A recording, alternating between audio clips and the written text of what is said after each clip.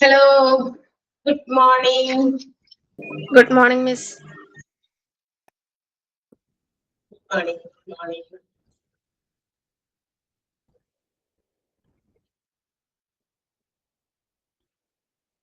Morning. റെഡിയാണോ എല്ലാവരും? റെഡിയാണ് മിസ്സേ.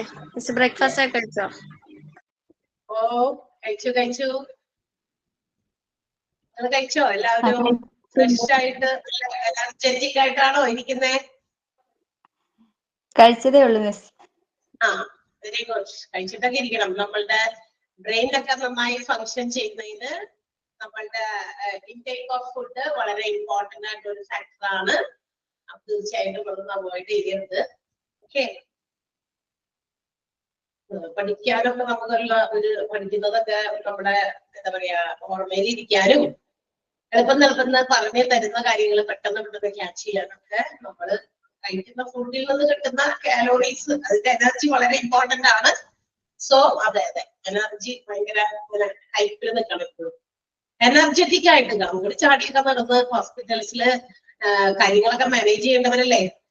ഹോസ്പിറ്റലിന്റെ ഓവറോൾ മാനേജ്മെന്റിന് വേണ്ടിയിട്ട് എന്താ പറയാ ഒരു സമയം പോലും വെറുതെ ഇരിക്കാതെ പഠിച്ച് ചെയ്യേണ്ടവരാണ് ഹോസ്പിറ്റൽ അഡ്മിനിസ്ട്രേറ്റേഴ്സ്. അവർക്കൊരു ഫ്രീ ടൈമോ അല്ലെങ്കിൽ എന്താ പറയാ വെറുതെ ഇരിക്കാനോ ഉള്ള സമയമൊന്നും കിട്ടില്ല.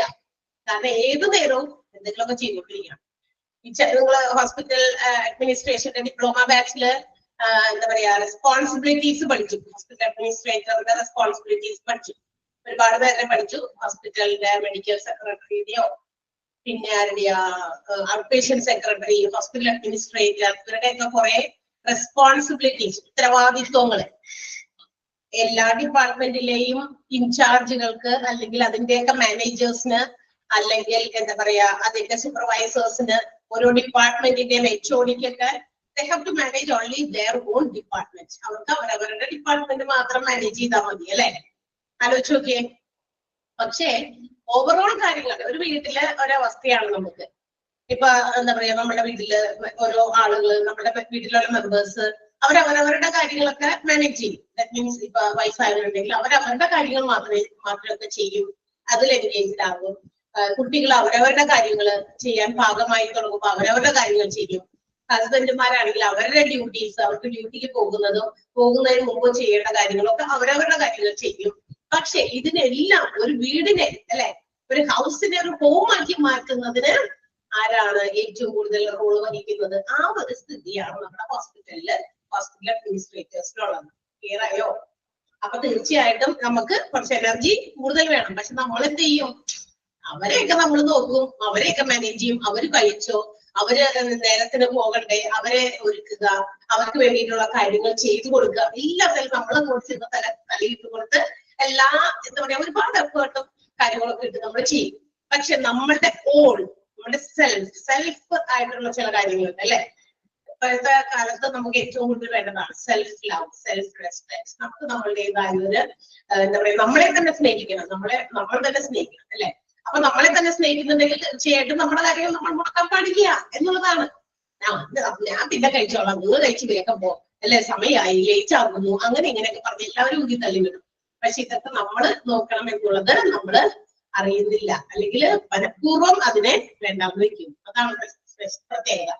പക്ഷെ അതൊക്കെ വേണം. അതുപോലെ തന്നെയാണ് ഹോസ്പിറ്റൽ അഡ്മിനിസ്ട്രേറ്ററും ഓവറോൾ ഹോസ്പിറ്റലിന്റെ എല്ലാ ഡിപ്പാർട്ട്മെന്റിലും ഇറങ്ങി അതൊക്കെ അവിടുത്തെ കാര്യങ്ങളൊക്കെ ഇവാലുവേറ്റ് ചെയ്ത് മോണിറ്റർ ചെയ്ത് സൂപ്പർവൈസ് ചെയ്ത് അവിടെ എന്തെങ്കിലുമൊക്കെ ഇംപ്രൂവ്മെന്റുകൾ കൊണ്ടുവരണമെങ്കിൽ അതിന് വേണ്ടിയിട്ട് ഓടിയൊക്കെ ചാടിയൊക്കെ നടക്കണം. സോ നമുക്ക് ഏറ്റവും കൂടുതൽ എനർജി വേണ്ടത് എന്ന് ആലോചിക്കുക. അപ്പൊ അതനുസരിച്ച് എനർജറ്റിക് ആകാനും എന്താ പറയാ ഒത്തിരി ഹെൽത്ത് ഇഷ്യൂസിനെയൊക്കെ അവോയ്ഡ് ചെയ്യാനും. ഇപ്പൊക്കെ നമ്മൾ ഇത്തിരിയൊക്കെ എനർജി ഉള്ളത് കൊണ്ട് ഒരു നേരോ അല്ലെങ്കിൽ രാവിലെയൊക്കെ കഴിച്ചില്ലെങ്കിലും ഒക്കെ അങ്ങനെയൊക്കെ പോകും. പക്ഷെ ഒരു ലെവലൊക്കെ കഴിഞ്ഞ് കഴിയുമ്പോൾ നമ്മുടെ ബോഡിയുടെ ഇമ്മ്യൂണിറ്റി ഒക്കെ അങ്ങനെ കുറഞ്ഞ് പിന്നീട് പല രോഗങ്ങളിലേക്കൊക്കെ മാറാൻ സാധ്യത. അപ്പൊ അതൊക്കെ ഇല്ലാതിരിക്കാനായിട്ട് ഇതിനൊക്കെ കാര്യങ്ങൾ ചെയ്യാം. So in the last class we were studying about disaster management അല്ലെ. പുതിയൊരു ചാപ്റ്റർ നമ്മൾ തുടങ്ങിയിരുന്നു അല്ലേ. അതെ, ഡിസാസ്റ്റർ മാനേജ്മെന്റ് എന്ന് പറയുന്ന ഒരു ചാപ്റ്റർ നമ്മൾ തുടങ്ങി. അപ്പൊ എന്താണ് ഡിസാസ്റ്റർ എന്ന് പറയുന്നതില് what is the role of a hospital? ഒരു ഹോസ്പിറ്റലിന്റെ പ്രധാനപ്പെട്ട റോൾ എന്താണ്? ഈ ഡിസാസ്റ്റർ മാനേജ്മെന്റ് എന്ന കാര്യത്തിൽ നമ്മൾ ഇവിടെ ഈ ഹോസ്പിറ്റൽ അഡ്മിനിസ്ട്രേഷനിൽ പഠിക്കണം എന്ന് ചോദിക്കേണ്ടി വരും. അല്ലെ, ചോദിക്കും ചില ആൾക്കാർ, എന്തിനാ ഡിസാസ്റ്റർ? യെസ്, ഡിസാസ്റ്ററിൽ ഏറ്റവും കൂടുതൽ പങ്കുവഹിക്കേണ്ടവരാണ് അവിടുത്തെ അടുത്തുള്ള ലോക്കൽ ഹോസ്പിറ്റൽസ്. കാരണം ഏതെങ്കിലും ഒരു പ്രദേശത്ത് ഉണ്ടാകുന്ന disaster, any type of disaster, ഏതെങ്കിലും തരത്തിലുള്ള ഡിസാസ്റ്റർ ഉണ്ടാകുമ്പോൾ അതിൽ നിന്നും ഉണ്ടാകുന്ന വിക്ടിംസിനെ, അതിന്റെ ഇരകളെ ഏറ്റവും ആദ്യം കൊണ്ടുപോകുന്നത് ഏറ്റവും ദൂരേക്കൊന്നും ആയിരിക്കില്ല, അടുത്തടുത്ത ഹോസ്പിറ്റൽസിലേക്കാണ്. If it is not sufficient, facilities are not sufficient, മാത്രമാണ് അത് മറ്റ് ഹോസ്പിറ്റൽസിലേക്ക് ഷിഫ്റ്റ് ചെയ്യുള്ളൂ. അല്ലെ, അവിടുത്തെ എന്താ പറയാ സാങ്കേതിക പരമായിട്ടുള്ള കാര്യങ്ങളോ അവിടുത്തെ സൗകര്യങ്ങളോ ഇല്ലാതെ വരുമ്പോൾ, അല്ലെങ്കിൽ അതിലെന്തെങ്കിലും കുറവുകൾ ഉണ്ടെങ്കിൽ മാത്രമാണ് നമ്മൾ വേറെ സ്ഥലത്തേക്ക് ഒരു ഓപ്ഷൻ നോക്കുകയുള്ളൂ. അതല്ലെങ്കിൽ ഏറ്റവും ആദ്യം കൊണ്ടുപോകുന്നത് നിയറസ്റ്റ് ഹോസ്പിറ്റൽസിലേക്കാണ്. So the local hospitals have important role to be play during the time of disaster. ഒരു ഡിസാസ്റ്റർ സമയത്ത് ഏറ്റവും കൂടുതൽ പങ്കുവഹിക്കാനുള്ളത് ലോക്കൽ ഹോസ്പിറ്റൽസ് ആണ്. അപ്പോ എന്താ പറയാ, ഹോസ്പിറ്റൽസിൽ അതിനെ കുറിച്ചിട്ട് ഉള്ളത് കൊണ്ടാണ് നമുക്ക് ഈ ഡിസാസ്റ്റർ മാനേജ്മെന്റ് ഇവിടെ ഒരു ചാപ്റ്റർ ആയിട്ട് പഠിക്കാൻ തന്നിരിക്കുന്നത്. ഡിപ്ലോമയിൽ കുറെ കാര്യങ്ങളൊക്കെ പഠിച്ചു, കുറെ കാര്യങ്ങൾ അതിനേക്കാൾ കുറച്ചുകൂടി അഡ്വാൻസ്ഡ് ആയിട്ടുള്ള കാര്യങ്ങൾ ഇവിടെ പറയുന്നുള്ളൂ, വേറെ പ്രശ്നമൊന്നുമില്ല. ഓക്കെ, അപ്പോ നമുക്കറിയാം disaster are of many times. ഒരുപാട് തരത്തിലുള്ള ഡിസാസ്റ്റർ ഉണ്ട്. ലൈക്ക് ഡ്രോട്ട്, വരൾച്ച, ഫ്ലഡ്, വെള്ളപ്പൊക്കം, എർത്ത്, ഹരിക്കെയിൻ, ചുഴലിക്കാറ്റ്, സ്റ്റോം, സുനാമി, അതുപോലെ എന്താ പറയാ മറ്റ് തരത്തിലുള്ളത് എപ്പിഡമിക്സ്, അല്ലെ, പലതരത്തിലുള്ള പകർച്ചവ്യാധി രോഗങ്ങള്, ഒത്തിരി ഡിസാസ്റ്റേഴ്സ് ഉണ്ട്. Some disasters are preventable, but some others, ഇതിന്റെ പ്രൈമറി കോസസ്, അതായത് പ്രാഥമികമായിട്ടുണ്ടാകുന്ന ചില കാര്യങ്ങളിൽ നമുക്ക് ഒഴിവാക്കാൻ പറ്റില്ല, പ്രിവെന്റ് ചെയ്യാൻ പറ്റില്ല. പക്ഷെ there is a chance of mitigating such loss. എന്നാൽ ഡിസാസ്റ്റർ കൊണ്ട് ഉണ്ടാകുന്ന നഷ്ടങ്ങളെ, പല രീതിയിലുള്ള നഷ്ടങ്ങൾ നമുക്കറിയാം. പല രീതിയിലുള്ള നഷ്ടങ്ങൾ എന്ന് പറയുമ്പോൾ എന്തൊക്കെ തരത്തിലുള്ള നഷ്ടങ്ങൾ ഒരു ഡിസാസ്റ്ററിൽ ഉണ്ടാകുക? ഹ്യൂമൻ ലോസ്, അല്ലെ, ഹ്യൂമൻ ലൈഫിന് ലോസ് സംഭവിക്കും, ഹ്യൂമൻ ഇഞ്ചുറീസ് സംഭവിക്കും. എന്താ പറയാ, ഒരു ഇക്കോണമിയിലെ പല എന്താ പറയാ ഗുഡ്സ് ആൻഡ് സർവീസസ്, അല്ലെങ്കിൽ എന്താ പറയാ അസറ്റ്സ്, ഒരു ഇക്കോണമിയിൽ ഉണ്ടാകുന്ന പലതരത്തിലുള്ള ഗുഡ്സിന്, പല മെഷീനറീസിന്, ഒരു ഇക്കോണമിക്ക് വലിയ നഷ്ടങ്ങൾ ഉണ്ടാക്കും. ഫിനാൻഷ്യൽ ആയിട്ടുള്ള ലോസുകൾ നേരിടേണ്ടി വരും, അല്ലെ, ഡാമേജസ് ഉണ്ടാകും. പല പല പ്രദേശങ്ങളും മൺകൂനയിലായി പോകും. ഈ പറയുന്ന പോലെ ലാൻഡ് സ്ലൈഡ്, എർത്ത് ക്വേക്ക് പോലെയുള്ള ഡിസാസ്റ്റേഴ്സ് ഒക്കെ ഉണ്ടായി കഴിഞ്ഞാൽ പിന്നെ അതിനെയൊക്കെ നമുക്ക് എന്താ പറയാ വീണ്ടും പുനഃസ്ഥാപിക്കാൻ, റീകോൺസ്റ്റിറ്റ്യൂട്ട് ചെയ്യാൻ ഇറ്റ് വിൽ ടേക്ക് ടൈം, ഒരുപാട് സമയമൊക്കെ എടുക്കും, അല്ലെ. അപ്പൊ അങ്ങനെയുള്ള റിസ്കുകളെ, അതിന്റെ സെക്കൻഡറി കോസസിനെ നമുക്ക് കുറയ്ക്കാൻ പറ്റും if there is അല്ലെങ്കിൽ if there are sufficient resources. നമുക്ക് ആവശ്യത്തിന്, ഒരു എക്കോണമിക്ക് അതിൻ്റെതായ ആവശ്യത്തിന് വിഭവങ്ങൾ ഉണ്ടെങ്കിൽ അത്തരം ഉണ്ടാകുന്ന നഷ്ടങ്ങളെ ഒരു പരിധി വരെ കുറയ്ക്കാൻ പറ്റും. പിന്നെ നമുക്ക് ഔട്ട്സൈഡ് എക്സ്റ്റേണൽ ഹെൽപ്പ് കിട്ടുകയാണെങ്കിൽ, പുറത്തു നിന്ന് ഭാഗികമായിട്ടുള്ള പലതരത്തിലുള്ള സഹായങ്ങൾ കിട്ടുമ്പോഴും നമുക്ക് ഇതിന്റെയൊക്കെ ആ ലോസിന്റെ ഒക്കെ ഒരു എന്താ പറയാ പല ഇതും കുറയ്ക്കാൻ പറ്റും, അല്ലെ, മിറ്റിഗേറ്റ് ചെയ്യാൻ പറ്റും എന്നുള്ളത് മാത്രമേ ഉള്ളൂ. അല്ലാതെ ഏതെങ്കിലും ഒരു ഡിസാസ്റ്റർ നമുക്ക് തടഞ്ഞു വെക്കാനായിട്ട് പറ്റില്ല, അല്ലെ, പ്രിവെന്റബിൾ അല്ല എന്നൊക്കെ നമ്മൾ പറഞ്ഞു. ആൻഡ് ഇതിൽ ഏറ്റവും കൂടുതൽ നഷ്ടങ്ങൾ സംഭവിക്കുന്നത് നമ്മളുടെ ഇക്കോണമിക്കാണ്. ലൈക്ക് ഫാമിംഗ്, ബിസിനസ് പോലെയുള്ള കാര്യങ്ങളൊക്കെ തകർച്ചയിലാകും. And we may become refugees. നമ്മൾ പല സ്ഥലങ്ങളിലേക്ക് കുടിയേറി പാർക്കുന്ന അഭയാർത്ഥികളായി മാറും ചിലപ്പോഴൊക്കെ, അല്ലെ. അപ്പൊ അതിനെയൊക്കെ ഒരു പരിധി വരേക്ക് കുറയ്ക്കുന്നത് നമ്മളുടെ ഇക്കോണമിയിൽ അതിനാവശ്യത്തിന് സഫീഷ്യന്റ് ആയിട്ടുള്ള റിസോഴ്സസ് ഉണ്ടെങ്കിൽ കുഴപ്പമില്ല. അതില്ലാണ്ട് വരുമ്പോഴാണ് നമ്മളൊക്കെ ഇങ്ങനെ പല സ്ഥലങ്ങളിലേക്ക് ചിലപ്പോൾ അഭയാർത്ഥികളെ പോലെ പോകേണ്ടി വരുന്നത്, അല്ലെ. ഇപ്പൊ ചില പ്രദേശങ്ങളിലൊക്കെ പണ്ടൊക്കെ യുദ്ധം ഉണ്ടായിരുന്നില്ലേ? നമ്മളുടെ ഫസ്റ്റ് വേൾഡ് വാറും സെക്കൻഡ് വേൾഡ് വാറും ഒക്കെ ഉണ്ടായിരുന്ന സമയത്ത് ആ വേൾഡ് വാറിൽ നിന്നും, അതായത് മനുഷ്യന്മാർ അന്നേരം എന്താ പറയാ അതും ഒരുതരം particular type of man-made disasters ആണ് ഈ യുദ്ധം എന്നൊക്കെ പറയുന്നത്. അപ്പൊ ഇങ്ങനെയുള്ള യുദ്ധങ്ങളൊക്കെ ഉണ്ടാകുമ്പോൾ ആളുകൾ എന്താ ചെയ്തിരുന്നത്? അന്നത്തെ കാലത്ത് ഉള്ളത് വീടോ അല്ലെങ്കിൽ അവിടെയുള്ള സമ്പത്തോ ഒന്നും ആരും നോക്കിയിരുന്നില്ല. എവിടെയെങ്കിലും അവരുടെ ലൈഫിനെ ഒന്ന് സേവ് ചെയ്യാൻ വേണ്ടി മാത്രം പുറപ്പെട്ടു രാജ്യം വിട്ട് അല്ലെങ്കിൽ നാട് വിട്ട് ഏതൊക്കെയോ കാട്ടിക്കൂടിയൊക്കെ അതൊക്കെ നമ്മൾ എവിടെയെങ്കിലും വായിച്ചിട്ടുണ്ടോ അങ്ങനെയൊക്കെ ഹിസ്റ്ററീസിലൊക്കെ? പലായനം ചെയ്ത് ഇങ്ങനെ പോകും എല്ലാവരും, എവിടേക്കെങ്കിലൊക്കെ കൂട്ടത്തോടെ പോകും. എന്താ പറയാ, പലരും ഒക്കെ ഇങ്ങനെ സ്പ്ലിറ്റ് ചെയ്ത് പോകും. അച്ഛനും അമ്മയും മക്കളൊക്കെ ചിലപ്പോൾ സ്പ്ലിറ്റ് ചെയ്ത് പോയ കാര്യങ്ങളൊക്കെ നമ്മൾ കേട്ടിട്ടുണ്ടായിരിക്കും. ചരിത്രത്തിന്റെ പല സ്ഥലങ്ങളിൽ നമുക്കതൊക്കെ വായിച്ചു നോക്കി കേൾക്കാനായിട്ട് പറ്റിയിട്ടുണ്ടായിരുന്നു. അപ്പൊ അതൊക്കെ നമ്മൾ മറ്റു രാജ്യങ്ങളിൽ അല്ലെങ്കിൽ മറ്റു സ്ഥലത്തോ പോയിട്ട് എന്നിട്ട് അഭയം തേടും, അവിടെയായിരിക്കും പിന്നെ. കാരണം ആ ഒരു പ്രദേശം മുഴുവനും ആളുകൾ നശിപ്പിച്ചു അല്ലെ. ഡൽഹിയിലൊക്കെ അങ്ങനെ ഒരുപാട് സംഭവങ്ങൾ ഉണ്ടായിട്ടുണ്ട് അല്ലെ. ഒത്തിരി യുദ്ധത്തിൻ്റെതായ ചില കെടുതികളുടെ ഫലമായിട്ടാണ് നമ്മുടെ ഇന്ത്യയുടെ ക്യാപിറ്റലായിട്ട് ഡൽഹിയിൽ ഇങ്ങനെയുള്ള ചില സംഭവങ്ങളുണ്ട്. വീടുകളൊക്കെ ചുട്ടുകരിച്ചു വീട്ടിൽ നിന്നൊക്കെ എന്ത് ചെയ്തു, ജീവനും ഉണ്ട്, ആൾക്കാർ പോയി പിടിച്ചു മറച്ചിട്ടു. ഓക്കെ, അപ്പൊ അതൊക്കെ ഡിസാസ്റ്റേഴ്സ് ആണ്. പക്ഷെ ഡിസാസ്റ്ററിന്റെ ആ പറയുന്ന അതുകൊണ്ടുണ്ടാകുന്ന ലോസസ് ഡാമേജസിനെ മിറ്റിഗേറ്റ് ചെയ്യാനായിട്ട് നമ്മുടെ അവൈലബിൾ ആയിട്ടുള്ള റിസോഴ്സസ് ഒരു ഇക്കോണമിയിൽ ഉണ്ടോ എന്നുള്ളതാണ് ശ്രദ്ധിക്കേണ്ട കാര്യം. സോ അത്രയും വരെയൊക്കെയാണ് നമ്മൾ പറഞ്ഞത്. ഒരു പാരഗ്രാഫ്, അതായത് ഫസ്റ്റ് പേജ് ആണ് നമ്മൾ പറഞ്ഞത് അല്ലെ. ഇനി ഡിസാസ്റ്ററില് what is the need of disaster affected community? ഒരു ഡിസാസ്റ്റർ എഫക്ട് ചെയ്തിരിക്കുന്ന ഒരു പ്രദേശം, ഒരു സമൂഹം, അവിടെ എന്തൊക്കെ കാര്യങ്ങളാണ് അവരുടെ ആവശ്യങ്ങളായിട്ട് വരിക, എന്തൊക്കെ ആവശ്യങ്ങളാണ് ഒരു ഡിസാസ്റ്റർ എഫക്റ്റഡ് കമ്മ്യൂണിറ്റിക്ക് ഉണ്ടാകുക എന്നുള്ളതാണ് നമ്മൾ പഠിക്കാൻ പോകുന്നത്. അടുത്തത് അത് ഇത് ലാർജ്ലി ഡിപ്പെൻഡ്സ് അപ്പോൺ, അത് ചില കാര്യങ്ങളിൽ എന്താ പറയാ ബേസ് ചെയ്തിരിക്കും.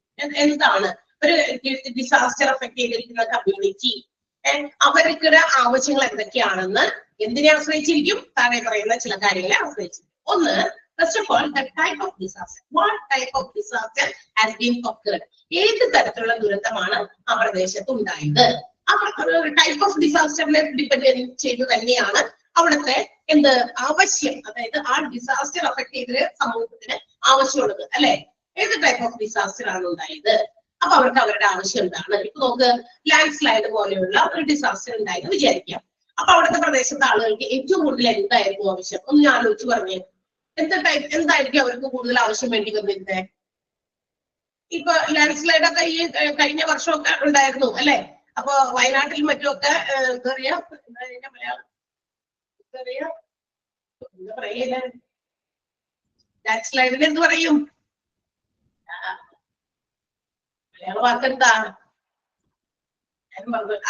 മണ്ണിടിച്ചിൽ, അങ്ങനെ പറഞ്ഞാൽ മതിയോ? അതന്നെയായിരിക്കും. അതന്നെ മണ്ണിടിച്ചില്, അതന്നെ മണ്ണിടിച്ചില് പോലെയുള്ള കാര്യം ഉണ്ടായപ്പോ അവർക്ക് അങ്ങനെയുള്ള സ്ഥലത്ത്, അത്തരമൊരു ഡിസാസ്റ്റർ നടക്കുന്ന സ്ഥലത്ത് എന്താണ് അവരുടെ ആവശ്യം? അവരുടെ ആവശ്യം എന്താ? ഏറ്റവും കൂടുതൽ ആവശ്യം എന്താ? ചൂരൽമലയിൽ ഉണ്ടായിരുന്ന പോലെയുള്ള ഡിസാസ്റ്റർ ഉണ്ടായപ്പോ അവരുടെ ആവശ്യം എന്തായിരുന്നു? ഏറ്റവും കൂടുതൽ അവർക്ക് ആവശ്യം എന്താ? അവർക്ക് അതിൽ നിന്ന് രക്ഷപ്പെട്ടവർക്ക് പ്രാഥമികമായ ശുശ്രൂഷ നൽകാം. അവർക്ക് എന്താ പറയാ, അവരുടെ വീട് നഷ്ടപ്പെട്ടു, അതൊക്കെ കുറച്ചുകൂടി സമയമെടുത്ത് നമുക്ക് പുനഃസ്ഥാപിക്കേണ്ട കാര്യമാണ് അല്ലെ. റീകോൺസ്റ്റിറ്റ്യൂട്ട് ചെയ്യേണ്ട കാര്യമാണ്. കുറച്ച് സമയം എടുക്കും, കാരണം പെട്ടെന്നൊന്നും വീട് വെച്ചിട്ട് കൊടുക്കാൻ പറ്റില്ല. പക്ഷെ അന്നേരം കുറച്ച് മാസങ്ങളോളോ അല്ലെങ്കിൽ വർഷങ്ങളോളോ അവർക്ക് ആവശ്യമുള്ളത് എന്തായിരുന്നു? താൽക്കാലികമായി ടെമ്പററി ആയിട്ട് അവർക്ക് താമസിക്കാൻ വേണ്ടിയിട്ട് ആവശ്യത്തിനാണ്. എല്ലാം മണ്ണിന്റെ അടിയിൽ പെട്ടുപോയി. ആവശ്യത്തിന് അവർക്ക് ഡ്രസ് ഒന്ന് ചേഞ്ച് ചെയ്യാനുള്ള ആവശ്യത്തിന് വസ്ത്രം, കുറച്ച് നാളത്തേക്കെങ്കിലും പഠിക്കൊന്നും വേറെ ഒന്നും പോകാൻ പറ്റില്ല, കാരണം അവർക്ക് അവരുടേതായ അസുഖങ്ങളും മറ്റു കാര്യങ്ങളൊക്കെ ഉണ്ടായിരിക്കും. അവർക്ക് എന്താ പറയാ, കുറച്ച് ഭക്ഷണ സാധനങ്ങളൊക്കെ കിട്ടണം അല്ലെ. ഇതൊക്കെയാണ് അത്യാവശ്യമായിട്ട് അവർക്ക് വേണ്ടത്. അപ്പൊ ഏത് ടൈപ്പ് ഓഫ് ഡിസാസ്റ്റർ അത് അത്തരം സാഹചര്യങ്ങളിലാണ്, മനസ്സിലായോ? അതേസമയം എന്താ പറയാ, നമുക്ക് എർത്ത് പോലെയുള്ള ഇതാണ്, അങ്ങനെയാണെങ്കിലും ഇങ്ങനെയൊക്കെ തന്നെയാണ് വീട്. വീട് നഷ്ടപ്പെട്ടിട്ടുണ്ടാവും, അവരെല്ലാം കൂടി മൺകൂനയിലായി പോയിട്ടുണ്ടാകും, അങ്ങനെയുള്ളത് അല്ലെ. ഫ്ലഡ് പോലെയുള്ള ഡിസാസ്റ്റർ ഉണ്ടാകുമ്പോൾ കുറച്ച് കഴിയുമ്പോൾ 2-3 ദിവസം കഴിയുമ്പോൾ വെള്ളപ്പൊക്കമൊക്കെ ഇറങ്ങിപ്പോകും അല്ലെ. പിന്നെ അവർക്ക് വേണ്ടത് വീടിനൊന്നും അവർക്ക് ആവശ്യമില്ല, താൽക്കാലികമായിട്ടൊന്നും അവർക്ക് താമസിക്കില്ല, വീണ്ടും അവരുടെ വീടുകളിലേക്ക് വരാം അല്ലെ. പിന്നെ അവർക്ക് വേണ്ടത് ചില അടിസ്ഥാനപരമായിട്ടുള്ള കുറച്ച് 2-3 നേരത്തേക്ക് ചില വീട് ക്ലീൻ ചെയ്യാനോ പോകുന്നപ്പോ ആ ദിവസങ്ങളിലേക്ക് വേണ്ടി മാത്രം, കാരണം വെള്ളമൊക്കെ ചെളി പിടിച്ച് പിന്നെ അവർക്ക് വയ്ക്കാനും വെള്ളം പറ്റില്ലല്ലോ, ആ ഒരു കുറച്ച് നേരത്തേക്ക് വേണ്ടി. അപ്പൊ ഏത് ടൈപ്പ് ഓഫ് ഡിസാസ്റ്റർ ആണോ അതനുസരിച്ചാണ് ഓരോ കമ്മ്യൂണിറ്റിക്കും അവരെ അഫക്ട് ചെയ്യുന്ന ഡിസാസ്റ്ററിൽ ആവശ്യങ്ങൾ വരിക, മനസ്സിലായോ? എന്ത് ടൈപ്പ് ഓഫ് ഡിസാസ്റ്റർ ആണ് അതിനെ ബേസ് ചെയ്തിരിക്കും. പിന്നെ റിസോഴ്സസ് ഓഫ് ദ കമ്മ്യൂണിറ്റി, ആ കമ്മ്യൂണിറ്റിയുടെ അവൈലബിൾ ആയിട്ടുള്ള റിസോഴ്സസ് എന്തൊക്കെയുണ്ട് അതും ഡിപ്പെൻഡ് ചെയ്തിരുന്നു. കുറെ ആവശ്യത്തിന് അവരുടെ കയ്യിൽ സാധനങ്ങളുണ്ട്, സാധന സാമഗ്രികളുണ്ട്. അവരുടെ പ്രദേശത്ത് അത്തരമൊരു ഡിസാസ്റ്റർ എഫക്ട് ചെയ്തെങ്കിലും പുറത്തുനിന്ന് വേറെ റിസോഴ്സസ് ഒന്നും വേണ്ടി വരില്ല. അവിടെ തന്നെയുള്ളത് വെച്ച് അവർക്ക് അഡ്ജസ്റ്റ് ചെയ്യാൻ പറ്റുമെന്നുണ്ടെങ്കിൽ അത് ഉപയോഗിക്കാം. അതല്ല, അവർക്ക് അവൈലബിൾ ആയിട്ടുള്ള റിസോഴ്സസ് ഒന്നും ഇല്ല, അപ്പൊ എന്ത് ചെയ്യണം? പുറത്തുനിന്ന് നമുക്ക് ആളുകളുടെ സഹായം ഹെൽപ്പ് തേടേണ്ടി വരും, മനസ്സിലായോ? അപ്പൊ ഏത് ടൈപ്പ് ഓഫ് ഡിസാസ്റ്റർ എന്നുള്ളതും എന്തൊക്കെ തരത്തിലുള്ള റിസോഴ്സസ് ആ കമ്മ്യൂണിറ്റിയിൽ ഉണ്ട് എന്നുള്ളതും ഒക്കെ ഡിസാസ്റ്റർ അഫക്ട് ചെയ്തിരിക്കുന്ന കമ്മ്യൂണിറ്റിയുടെ ആവശ്യമുള്ള, മനസ്സിലായോ? പിന്നെ how degree of preparedness, how much V are prepared for that disaster. ഏതൊരു ഡിസാസ്റ്ററിനെയും ഫേസ് ചെയ്യാൻ ആ പർട്ടിക്കുലർ കമ്മ്യൂണിറ്റി എത്രത്തോളം തയ്യാറെടുത്തിരുന്നു എന്നുള്ളതും എന്താണ് അവരെ ഈ പറയുന്ന അവരുടെ ആവശ്യത്തെ അഫക്ട് ചെയ്യുന്ന ഒരു കാര്യമാണ്. മനസ്സിലായോ? എന്ന് വെച്ചാൽ അപ്പൊ നിങ്ങൾ ഈ പറയുന്ന എല്ലാ ഡിസാസ്റ്ററിനെയും ഫേസ് ചെയ്യാൻ നമ്മൾ തയ്യാറെടുപ്പുകൾ നടത്തിയിരിക്കണോ? തീർച്ചയായും ഇപ്പോഴത്തെ സാഹചര്യങ്ങളിലും കാലഘട്ടങ്ങളിലും ഇനി അങ്ങോട്ട് തീർച്ചയായും we have to be prepared to face any type of disaster. ഏതൊക്കെ തരത്തിലുള്ള ദുരന്തങ്ങളെയും ഫേസ് ചെയ്യാൻ ഇനിയുള്ള കാലഘട്ടങ്ങളിൽ മനുഷ്യന്മാർ തയ്യാറെടുത്തേ മതിയാകൂ. ഏത് ഇക്കോണമി ആയിക്കോട്ടെ, ഏത് സ്റ്റേറ്റ് ആയിക്കോട്ടെ, ഏത് ഡിസ്ട്രിക്റ്റ് ആയിക്കോട്ടെ, we are not safe in this earth.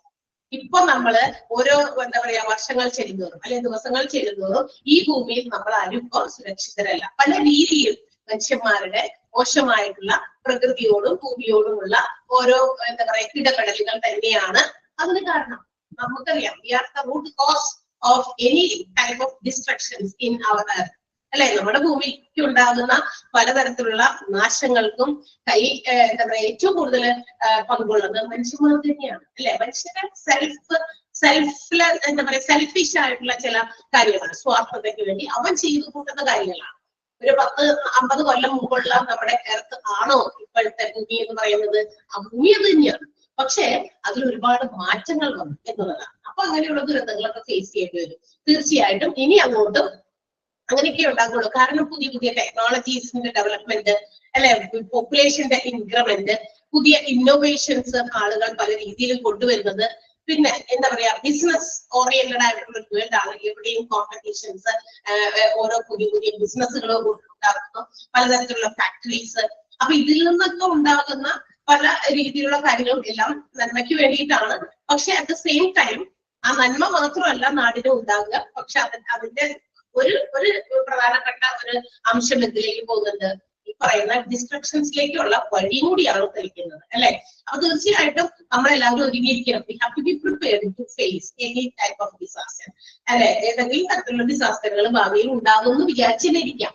ഇപ്പൊ 2018 വെള്ളപ്പൊക്കം വന്നു. ഞാൻ നിങ്ങളോട് കഴിഞ്ഞ ദിവസം പറഞ്ഞു. കുറച്ചു പേര് നമ്മളെല്ലാവരും ഇതൊക്കെ നന്നായിട്ട് എന്താ പറയാ അതിനൊക്കെ വിറ്റ്നസ് ആയവരാണ്. അല്ലെ? ഇനിയിപ്പോ ഇത്ര വെള്ളത്തിലൊക്കെ നീന്തിയിട്ടാണ് അടുത്തുള്ള സ്കൂളുകളിലേക്ക് പോയിട്ട് അഭയം തേടിയത്. തീർച്ചയായിട്ടും അന്ന് ഞാൻ പറഞ്ഞു ഇട്ടിരുന്ന ഡ്രസ്സാണ് നമ്മളുടേത്. വേറെ ഒരു സ്പെയർ നമുക്കൊന്ന് വേറെ ഒരെണ്ണം മാറിയിടാനൊന്നും എടുക്കാനൊന്നും നേരം കിട്ടിയില്ല. പക്ഷെ എന്താണെന്നറിയാമോ? അത് നമ്മളുടെ അവഗണനയാണ്. തലേ ദിവസമോ 2 ദിവസം മുമ്പോ ഒക്കെ നമ്മൾ അറിഞ്ഞിരുന്നില്ല ഇത്രയും വരെ വെള്ളം പോകുന്നത്. അല്ലെ? അപ്പൊ നമ്മൾ വിചാരിച്ചു ഓക്കെ അത് അവിടെ വരെ മുറ്റത്ത് വരെ വന്നു, കുട്ടികളൊക്കെ കളിച്ചു, നമ്മുടെ കുട്ടികളെ കളിക്കുന്നത് നമ്മളും ആസ്വദിച്ചു. എല്ലാവരും പോയി വെള്ളമൊക്കെ പൊങ്ങിയേക്കണം, കൂടുതൽ പൊങ്ങിയിരിക്കുന്ന സ്ഥലത്തൊക്കെ പോയിട്ട് വളരെയധികം കണ്ട് ആസ്വദിച്ചു. പിറ്റേ ദിവസം രാവിലെ ഒരു 3 മണിയൊക്കെ കഴിഞ്ഞപ്പോ നമ്മുടെ വീടിനകത്തോട്ട് നമ്മൾ കിടക്കുന്ന ബെഡിന്റെ തൊട്ട് താഴെ കാലെടുത്ത് താഴോട്ട് വെച്ചിട്ട് എവിടെന്നാ വെള്ളത്തിലേക്കാണ്, പുഴയിലാണോ വഞ്ചിയിലാണോ കിടന്നു തുടങ്ങിയെന്നുള്ള മട്ടായി പോയി. അല്ലെ? അപ്പൊ ആ രീതിയിലേക്ക് വന്നു. കാരണം എന്താ? അത് നമ്മൾക്ക് അറിയില്ല ഇത്രയൊക്കെ പോകുമെന്നോ, അല്ലെങ്കിൽ നമുക്ക് അതിനുള്ള പ്രിക്കോഷൻസ് എടുക്കാനുള്ള സമയം കിട്ടില്ല. പിന്നെയാണ് ഇറങ്ങി നീന്തിയൊക്കെ പോയപ്പോ ഇത്ര വരെ വെള്ളത്തിലൊക്കെ ഈ കുഞ്ഞുങ്ങളെയൊക്കെ കൊണ്ട് പോയത്. മനസ്സിലായോ? അപ്പൊ നമ്മള് എന്ത് ചെയ്തു? പിറ്റേ വർഷം തുടങ്ങി 2018 ഞങ്ങളെ എത്തിച്ചു. 2019 വീണ്ടും മഴയൊക്കെ കുറച്ച് 5 ദിവസമൊക്കെ അടുപ്പിച്ച് മഴ പെയ്തപ്പോ ചില സ്ഥലങ്ങളിൽ ഇച്ചിരി വെള്ളം കണ്ടപ്പോഴേക്കും നമുക്ക് ഇവിടെ പേടിയുണ്ട്. കാരണം എന്താ? അത് നമ്മൾ എക്സ്പീരിയൻസ് ചെയ്തു. എക്സ്പീരിയൻസ് ആണ് നമുക്ക് എന്തിനും ആവശ്യം. കാരണം എക്സ്പീരിയൻസ് ഉണ്ടെങ്കിൽ നമ്മള് കാര്യങ്ങളെ മനസ്സിലാക്കുള്ളൂ. അതെ അങ്ങനെ ഉണ്ടായതാണ്, അതല്ലെങ്കിൽ നമ്മൾ നമ്മളൊന്നും അഫക്ട് ചെയ്യില്ല, ഇതോ പിന്നെ കേരളത്തിലോ അങ്ങനെയൊന്നും സംഭവിക്കില്ല എന്നുള്ള മട്ടിലാണ് നമ്മളുടെ പ്രവർത്തികളായിരുന്നത്. പക്ഷെ ഇപ്പൊ കുറെ ആൾക്കാർക്കൊക്കെ ബോധ്യങ്ങൾ വന്നു തുടങ്ങി. നമ്മൾ തന്നെ ഫേസ് എന്താ പറയുക എന്ത് കാര്യത്തെയും ഫേസ് ചെയ്യാൻ ഒരുക്കണം എന്നുള്ളത്. അപ്പൊ ഡിഗ്രി ഓഫ് പ്രിപ്പയർനെസ് ഒരു സൊസൈറ്റിയിൽ, ഒരു കമ്മ്യൂണിറ്റിയിൽ ഏതെങ്കിലും തരത്തിലുള്ള ഡിസാസ്റ്റർ ഒക്കെ ചെയ്താൽ അതിന്റെ ആവശ്യത്തിൽ വരുന്നതാണ് നമ്മൾ എത്രത്തോളം പ്രിപ്പയർഡ് ആയിട്ടിരിക്കുന്നു എന്നത്. പിന്നെ സ്റ്റേജ് ഓഫ് ഡിസാസ്റ്റേഴ്സ് ഇവല്യൂഷൻ, അതായത് ഇതിന്റെ അനന്തരഫലം, ഡിസാസ്റ്റർ കൊണ്ടുണ്ടാകുന്ന ചില പ്രധാനപ്പെട്ട ചില കാര്യങ്ങൾ, അതായത് അതിന്റെ അനന്തരഫലം, അതിന്റെ പരിണത ഫലം എന്നൊക്കെ പറയാം. അല്ലെ? ഡിസാസ്റ്റർ ഉണ്ടായി കഴിയുമ്പോൾ ഉണ്ടാകുന്ന അതിന്റെ ആഫ്റ്റർ ഇഫക്റ്റ്, ആ ഒരു സ്റ്റേജ് അത് എങ്ങനെയായിരിക്കും? ഇതൊക്കെ അനുസരിച്ചിട്ടാണ് ഒരു പെർട്ടിക്കുലർ കമ്മ്യൂണിറ്റിയിൽ ഡിസാസ്റ്റർ അഫക്ട് ചെയ്യുമ്പോൾ ഉണ്ടാകുന്ന നീഡ്സ്, അവരുടെ ആവശ്യങ്ങൾ ഇതൊക്കെയായിരിക്കും. ക്ലിയർ ആയോ? ആ 4 പോയിന്റ് ഒന്ന് ടിക്കറ്റ് വെക്കണം. മനസ്സിലായോ? ഓക്കെ, ടിക്കറ്റ് വെച്ചേക്കാം. 4 പോയിന്റ് ഇതാണ്. The need of disaster affected community depends largely on which of the following factors ചോദിക്കും. Type of disaster, resources of the community, degree of preparedness, and the state of disaster evolution. Okay. So, അപ്പൊ നമ്മൾ നേരത്തെ പറഞ്ഞതുപോലെ health care organisations including hospitals, health care infrastructure must be organised to react according to such emergency situations. അതുകൊണ്ട് തന്നെ hospitals, മറ്റ് health care provide ചെയ്യുന്ന എല്ലാ ഓർഗനൈസേഷൻസും എപ്പോഴും എന്തായിരിക്കണം, അവർക്ക് ആവശ്യത്തിനുള്ള സൗകര്യങ്ങളും അവർക്ക് എത്രയും പെട്ടെന്ന് അതിനനുസരിച്ച് റിയാക്ട് ചെയ്യാനുള്ള, ഇത്തരം എമർജൻസി സിറ്റുവേഷനിൽ റിയാക്ട് ചെയ്യാനുള്ള കഴിവൊക്കെ അവർക്ക് ഉണ്ടായിരിക്കണം. എല്ലാ ഹോസ്പിറ്റൽസും അതിനു വേണ്ടി പ്രിപ്പയർഡ് ആയിട്ടിരിക്കണം. മനസ്സിലായോ? നമ്മൾ മാത്രമല്ല, ഹോസ്പിറ്റൽസും അതനുസരിച്ച് എന്ത് ചെയ്യണം, പ്രിപ്പയർഡ് ആയിട്ടിരിക്കണം എന്നാണ് പറയുന്നത്. അതുകൊണ്ട് every type of measures to be taken in the time or in the event of disaster. എന്തൊക്കെ നമുക്ക് എന്താ പറയാ, ഡിസാസ്റ്ററുമായി ബന്ധപ്പെട്ട് എന്തൊക്കെ പെട്ടെന്ന് കാര്യങ്ങൾ നമുക്ക് ചെയ്യാം, അതിനെ കുറിച്ചൊരു ബോധ്യം അത് എല്ലാവർക്കും ഉണ്ടായിരിക്കണം. എല്ലാവർക്കും എന്താണ് നമ്മൾ അല്ലാണ്ട് എന്തെങ്കിലും ഡിസാസ്റ്റർ ഒക്കെ വരുന്ന സമയത്തല്ല നമ്മൾ ചിന്തിക്കാൻ പോകണ്ടേ, കാര്യങ്ങൾ പ്ലാൻ ചെയ്യാൻ പോകേണ്ടത്. മുൻകൂട്ടി പ്ലാനിങ് വേണം. മുൻകൂട്ടി ഇന്നൊരു അവസ്ഥ വന്നാൽ what we have to do, എന്ത് നമ്മൾ ചെയ്യും, അല്ലെ? അത്തരം ഒരു സിറ്റുവേഷൻ ഫേസ് ചെയ്യേണ്ടി വന്നാൽ നമ്മൾ എന്താണ് ചെയ്യേണ്ടത്? എന്തൊരു കാര്യവും ഇത്തരം എമർജൻസി സിറ്റുവേഷൻസ് വരുമ്പോൾ നമ്മൾ പകച്ചു നോക്കി നിന്നിട്ട് കാര്യമില്ല. ഇന്നത്തെ കാലത്ത് വി ഹാവ് ടു ആക്ട്. നമ്മൾ എന്ത് ചെയ്യണം, അന്നേരം ഏത് രീതിയിൽ പ്രവർത്തിക്കണം എന്നുള്ളത് നമ്മൾ ആദ്യം തന്നെ മനസ്സിലാക്കി വിതിൻ നോ ടൈം, അല്ലെ? സമയം ഒട്ടും തന്നെ കളയാതെ നമ്മൾ ആക്ട് ചെയ്യാൻ വേണ്ടേ. അയ്യോ ചിന്തിച്ച്, അയ്യോ പേടിച്ച് വിഭ്രാന്തിയിൽ പെട്ടിട്ട് ഒരു കാര്യവുമില്ല. അപ്പൊ അതിന് നമ്മളെല്ലാവരും ഒരുങ്ങണം. അതുപോലെ തന്നെ ഹോസ്പിറ്റൽസും അപ്പൊ പകച്ചു നിൽക്കുകയല്ല. ഒരു ഡിസാസ്റ്റർ ഉണ്ടാക്കി, അയ്യോ ഒരുപാട് രോഗികളെ കൊണ്ടുവരുന്നു, അപ്പൊ ഹോസ്പിറ്റലിൽ എല്ലാവരെയും കൂടി ഇങ്ങോട്ട് കൊണ്ടുവന്നാൽ എന്താ, ഞങ്ങൾ എന്താ ചെയ്യുക, നമ്മൾ വി ആർ നോട്ട് പ്രിപ്പയർഡ്, ഞങ്ങളുടെ കയ്യിൽ അതിന് ആവശ്യത്തിനുള്ള സൗകര്യമില്ല, ഈ എല്ലാവരെയും കൊണ്ടുവരുമ്പോൾ ഇത്രയും പേരെ നോക്കാനുള്ള ഡോക്ടേഴ്സും പ്രൊഫഷണൽസ് ഇല്ല എന്നൊക്കെ പറഞ്ഞ് കൈമലക്കാൻ പറ്റുമോ? ഇല്ല. എല്ലാ ഹെൽത്ത് കെയർ ഇൻസ്റ്റിറ്റ്യൂഷൻസും എല്ലാ ഹെൽത്ത് കെയർ ഓർഗനൈസേഷൻസും അവരുടെ സൗകര്യങ്ങളും എപ്പോഴും റെഡി ആയിരിക്കണം to act in such emergency situations. ഇത്തരം എമർജൻസി സിറ്റുവേഷൻസിൽ ആക്ട് ചെയ്യാൻ വേണ്ടി. ക്ലിയർ ആയോ? ആ സെന്റൻസ് ഒന്ന് അണ്ടർലൈൻ ചെയ്യണേ. എമർജൻസി സിറ്റുവേഷൻസ് വരെ ഞാൻ അവിടെ എന്താ പറയാ സെലക്ട് ചെയ്തിട്ടുണ്ട്. കണ്ടോ? കാണുന്നുണ്ടോ സെലക്ട് ചെയ്തത്?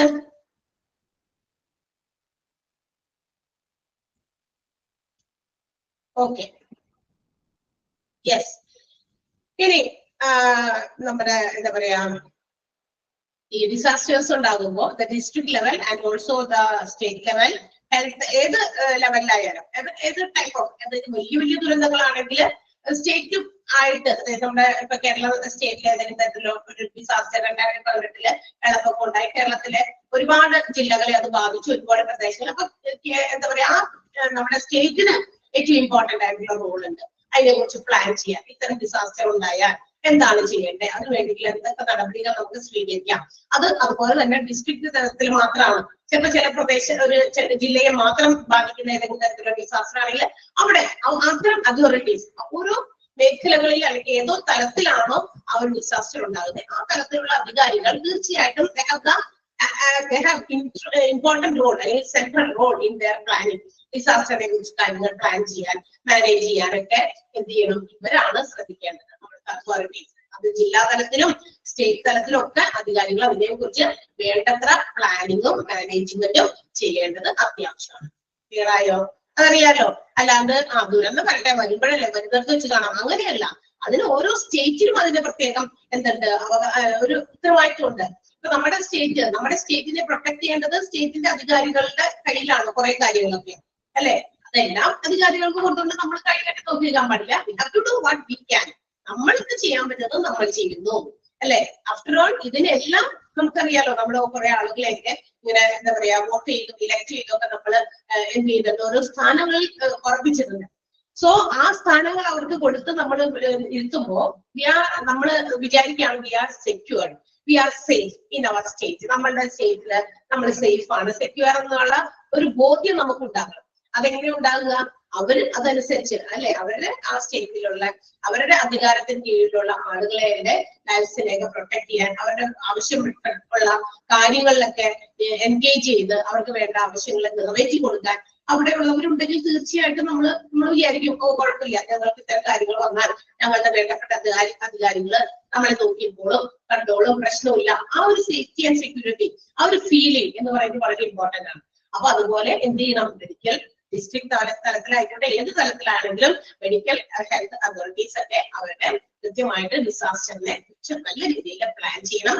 ആൻഡ് ഓൾസോ ഹോസ്പിറ്റൽസും അതുപോലെ തന്നെ ലോക്കൽ ഹെൽത്ത് സെന്റേഴ്സ് എല്ലാവരും കൂടി കൂട്ടായിട്ടുള്ള എഫേർട്ട് ആണ് ഡിസാസ്റ്ററിന്റെ പല കാര്യങ്ങളും നമുക്ക് എന്ത് ചെയ്യാൻ പറ്റുള്ളൂ, മാനേജ് ചെയ്യാൻ പറ്റുള്ളൂ കേട്ടോ. അപ്പോ ആ 2 സെന്റൻസ് ഒന്ന് അണ്ടർലൈൻ ചെയ്തിട്ട്, district medical and health authorities play an important role, central role in planning and management of health services on an area-wide basis for disasters. Hospitals and health centers participate in the local medical effort. That's the local hospitals, അതുപോലെ തന്നെ എന്താ പറയാ, നമ്മളുടെ health care institutions ഒക്കെ ഉണ്ടെങ്കിൽ ലോക്കലായിട്ട് അവരുടേതായ medical effort അവർ കൊടുക്കണം. ഏത് സമയത്ത്? ഡിസാസ്റ്ററിന്റെ സമയത്ത്. ക്ലിയർ ആണല്ലോ? മനസ്സിലായോ? സെന്റൻസ് അണ്ടർലൈൻ ചെയ്തോ? ഹലോ, എന്താ ആരും മിണ്ടുന്നില്ലേ? അങ്ങനെ കുറച്ച് പേരുള്ളൂ. ഉള്ളവര് നിങ്ങളൊന്ന് റിയാക്ട് ചെയ്യാം. ഓക്കെ, 16 പേരാണ് ആകെ ഉള്ളത്. Okay, yes. ഇനി some of the major disasters which have been occurred during the year between 1980 and 2009. 1980-കൾക്കും 2009-നും ഇടയിൽ നമ്മുടെ എന്താ പറയാ ഇന്ത്യയിൽ നടന്നിട്ടുള്ള ചില മേജർ ഡിസാസ്റ്റേഴ്സിന്റെ ഒരു എന്താ പറയാ ഒരു റെപ്രസെന്റേഷൻ ഇവിടെ കാണിച്ചിട്ടുണ്ട്.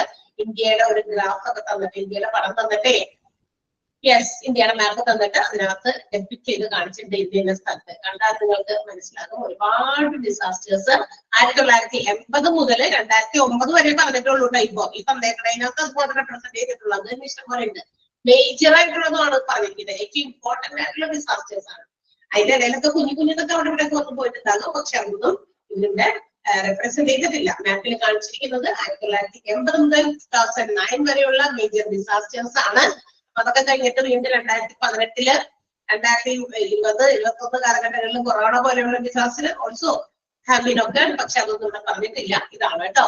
Earthquake Uttarkashi October 1991, earthquake Chamoli April 1999, Kosi floods August 2008, flood Assam and ബീഹാറിൽ 2004.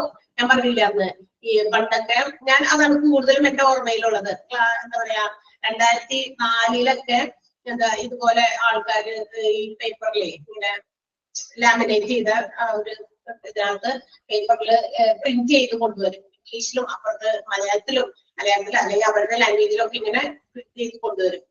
ഞങ്ങളുടെ നാട്ടിലൊക്കെ ഭയങ്കര വെള്ളപ്പൊക്കമാണ് എന്ന് പറഞ്ഞില്ല. അസാം ബീഹാർ സ്ഥലങ്ങളിൽ ഇഷ്ടംപോലെ അങ്ങനെ കൊണ്ടുവന്നിട്ടുണ്ട്. അത് സാധാരണയായിട്ട് ഇടയ്ക്ക് എത്തിക്കവർ വരും. പിന്നെ ഭോപ്പാൽ ഗ്യാസ് ഡിസാസ്റ്റർ, ഗ്യാസ് ദുരന്തം കേട്ടോ, ഡിസംബർ 1982-ലാണ്.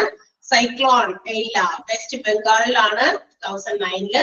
സുനാമി ഡിസംബർ 2004-ലാണ്. അതൊക്കെ നമുക്ക് അറിയാവുന്ന കാര്യം. പിന്നെ എവിടെയാ സൂപ്പർ സൈക്ലോൺ ആണ് ഒക്ടോബർ 1999-ല്. സുനാമി ഡിസംബർ 2004-ല് പല സ്ഥലത്ത് വന്നിട്ടുണ്ട് കേട്ടോ. അത് ഏതൊക്കെ സ്ഥലത്തെയാ? ഒറീസയില്, പിന്നെ ആന്ധ്രാപ്രദേശില്, പിന്നെ നമ്മുടെ കേരളത്തില്, പിന്നെ എവിടെയാ അങ്ങനെ കുറെ സ്ഥലങ്ങളിലൊക്കെ അത് എന്താ പറയാ ആ ഒരു എഫക്ട് വന്നിട്ടുണ്ടായിരുന്നു, സുനാമിയുടെ എഫക്ട്. പിന്നെ ഫ്ലഡ് 2005-ല് ജൂലൈയില് മഹാരാഷ്ട്രയില് സംഭവിച്ചിട്ടുണ്ടായിരുന്നു. ലാത്തൂർ, മഹാരാഷ്ട്രയിലെ ലാത്തൂർ എന്ന് പറയുന്ന സ്ഥലത്ത് സെപ്റ്റംബർ 1993-ല്.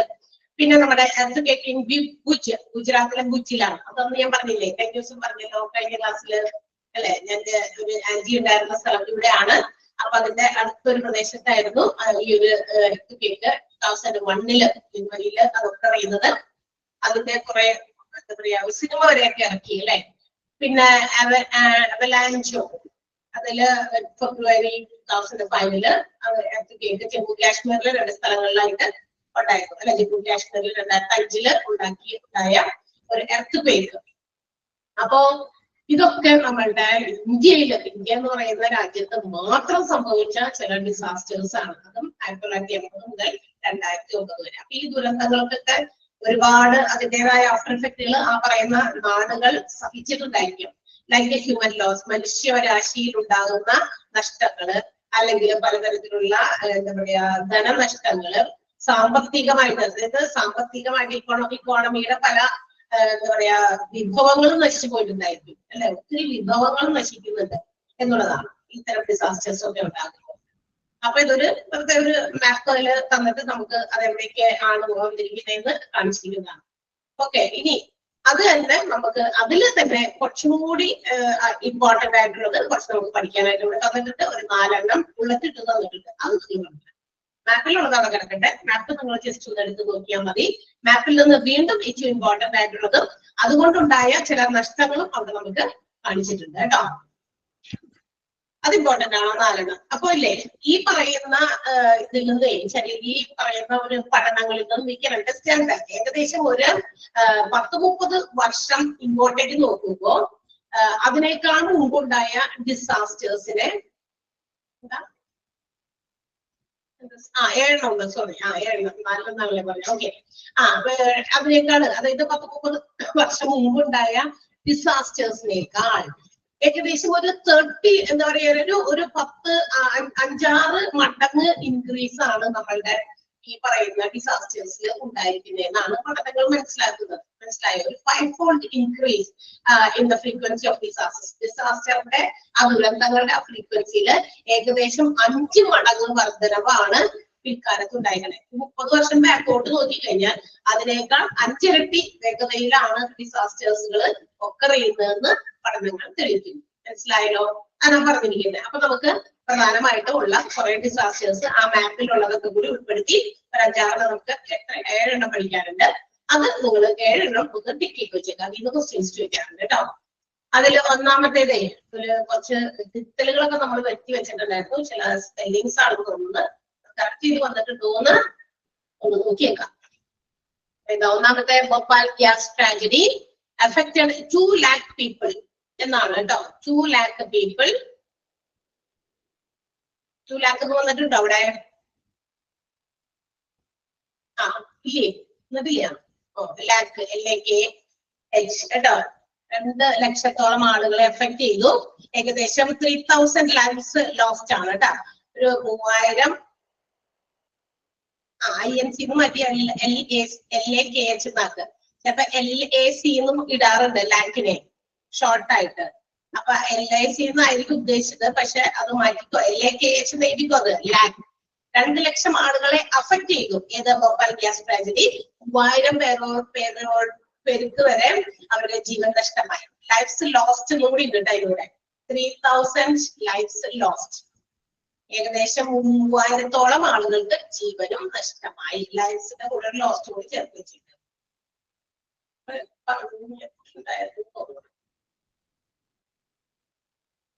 ഓക്കെ, പിന്നെ സൈക്ലോണുകളാണ് കേട്ടോ. ആന്ധ്രാപ്രദേശ്, ഒറീസ എന്നീ സ്ഥലങ്ങളിൽ അതിന്റെ തീരപ്രദേശങ്ങളിൽ ഉണ്ടായിരിക്കുന്ന സൈക്ലോൺസ് ആണ്. അത് ഏകദേശം 25,000 ആളുകളുടെ ജീവനാണ് അപകടത്തിലാക്കിയത്. 20,000. അത് ഇടയ്ക്കിടയ്ക്ക് ഉണ്ടാകുന്നത്. ഇടയ്ക്കിടയ്ക്കുള്ള വർഷങ്ങളിൽ നേരത്തെ ഞാൻ പറഞ്ഞില്ലേ, ഒറീസയിലും ആന്ധ്രാപ്രദേശിലും ഒക്കെ ആണ് ഇങ്ങനത്തെ സൈക്ലോൺസ് വരുമ്പോ ഒത്തിരി എന്താ പറയാ ആളുകൾക്ക് അവരുടെ ജീവൻ നഷ്ടപ്പെടുന്നുണ്ട്. അത് ഇടയ്ക്കിടയ്ക്ക് വർഷങ്ങളിൽ ഉണ്ടാകും. അതെല്ലാം കൂടി ചേർത്തിട്ടാണ് പറഞ്ഞിരിക്കുന്നത്. 85,000 ലൈഫ്സ് ആണ് അവിടെ നഷ്ടമായിരിക്കുന്നത് പറയുന്നത്. പിന്നെ എർത്ത് ഇൻ ഉത്തർകാശി 1990 ഉത്തർകാശിയിൽ ഉണ്ടായിരിക്കുന്ന എർത്ത് ഭൂമികുലുക്കം. പിന്നെ മഹാരാഷ്ട്രയിൽ, അതൊക്കെ മാപ്പിൽ ഉണ്ടായിരുന്നതാണ്. എർത്ത് ഇൻ ലാത്തൂർ ഇൻ മഹാരാഷ്ട്രയിലെ ലാത്തൂർ എന്ന് പറയുന്ന സ്ഥലത്ത് ഉണ്ടായിരുന്ന ഭൂമികുലുക്കം. അത് 1993. ഇതൊക്കെ മേജർ ആയിട്ടുള്ള ഡിസാസ്റ്റേഴ്സ് ആണ്. അവിടെ നിന്ന് തന്നെ റിപ്പോർട്ട് എടുത്ത് എഴുതിയതാണ്. പിന്നെ ഇടയ്ക്കിടയ്ക്ക് ഉണ്ടാകുന്ന ചില ട്രെയിൻ ആക്സിഡന്റ്സ് എന്താ പറയാ അത് പറഞ്ഞിട്ടുള്ളതും രേഖപ്പെടുത്തിയിട്ടുള്ളതും അല്ലാത്തതൊക്കെയുള്ള കുറെ ട്രെയിൻ ആക്സിഡന്റ് ഇതൊക്കെ ദുരന്തങ്ങളിൽ പെടുത്തിയിട്ടുണ്ട്. പിന്നെ ഗുജറാത്തിലെ 2001 ഉണ്ടായിരുന്ന earth tsunami, southern Indian coast ലൈനിൽ ഉണ്ടായ 26 ഡിസംബറിൽ ഉണ്ടായ സുനാമി. അത് ഏകദേശം 10,273 ഡെഡ്. 10,273 അല്ലേ? ഓക്കെ, എണ്ണം അങ്ങനെയാണ്. അപ്പൊ ഇത് മരിച്ചു. പിന്നെ 2,39,024 2,39,024 ആളുകൾക്ക് അവരുടെ വീടുകൾ നഷ്ടമായി. ഫാമിലീസിന് അവരുടെ ഹോംലെസ് ആയിപ്പോയി. ആൻഡ് ഓൾസോ ഇറ്റ് അഫക്റ്റഡ് 27,22,000 27,22,000 പോപ്പുലേഷനെ അത് അഫക്ട് ചെയ്തു. 27,22,000 ആളുകളെ ഈ പറയുന്ന സുനാമി അഫക്ട് ചെയ്യും. അത്രയും ആളുകൾ, അത്രയും പ്രദേശത്തൊക്കെ ഏതൊക്കെ പ്രദേശത്താണ്, 3 സ്ഥലത്താണ് കാണിച്ചത്. ആ 3 സ്ഥലത്തെ മൊത്തത്തിലുള്ള ആളുകളെ എത്ര പേരെ അഫക്ട് ചെയ്തു, അവരൊക്കെ മരിച്ചു എന്നല്ല കേട്ടോ. 27,22,000 പീപ്പിൾ മരിച്ചു എന്നല്ല, അത്രയും ആളുകളെ അത് അഫക്ട് ചെയ്തു. അതിൽ 10,273 ആളുകളോളം മരണപ്പെട്ടു എന്നൊക്കെയാണ് പറഞ്ഞിരിക്കുന്നത്. ഒത്തിരി പേർക്ക് അവരുടെ വീടുകളും മറ്റു കാര്യങ്ങളൊക്കെ നഷ്ടമായി. അതൊന്ന് ടിക്ക് ചെയ്ത് വെച്ചേക്കാം. അതിന്റെ അകത്തുനിന്നൊക്കെ ക്വസ്റ്റ്യൻസ് വരാറുണ്ട്.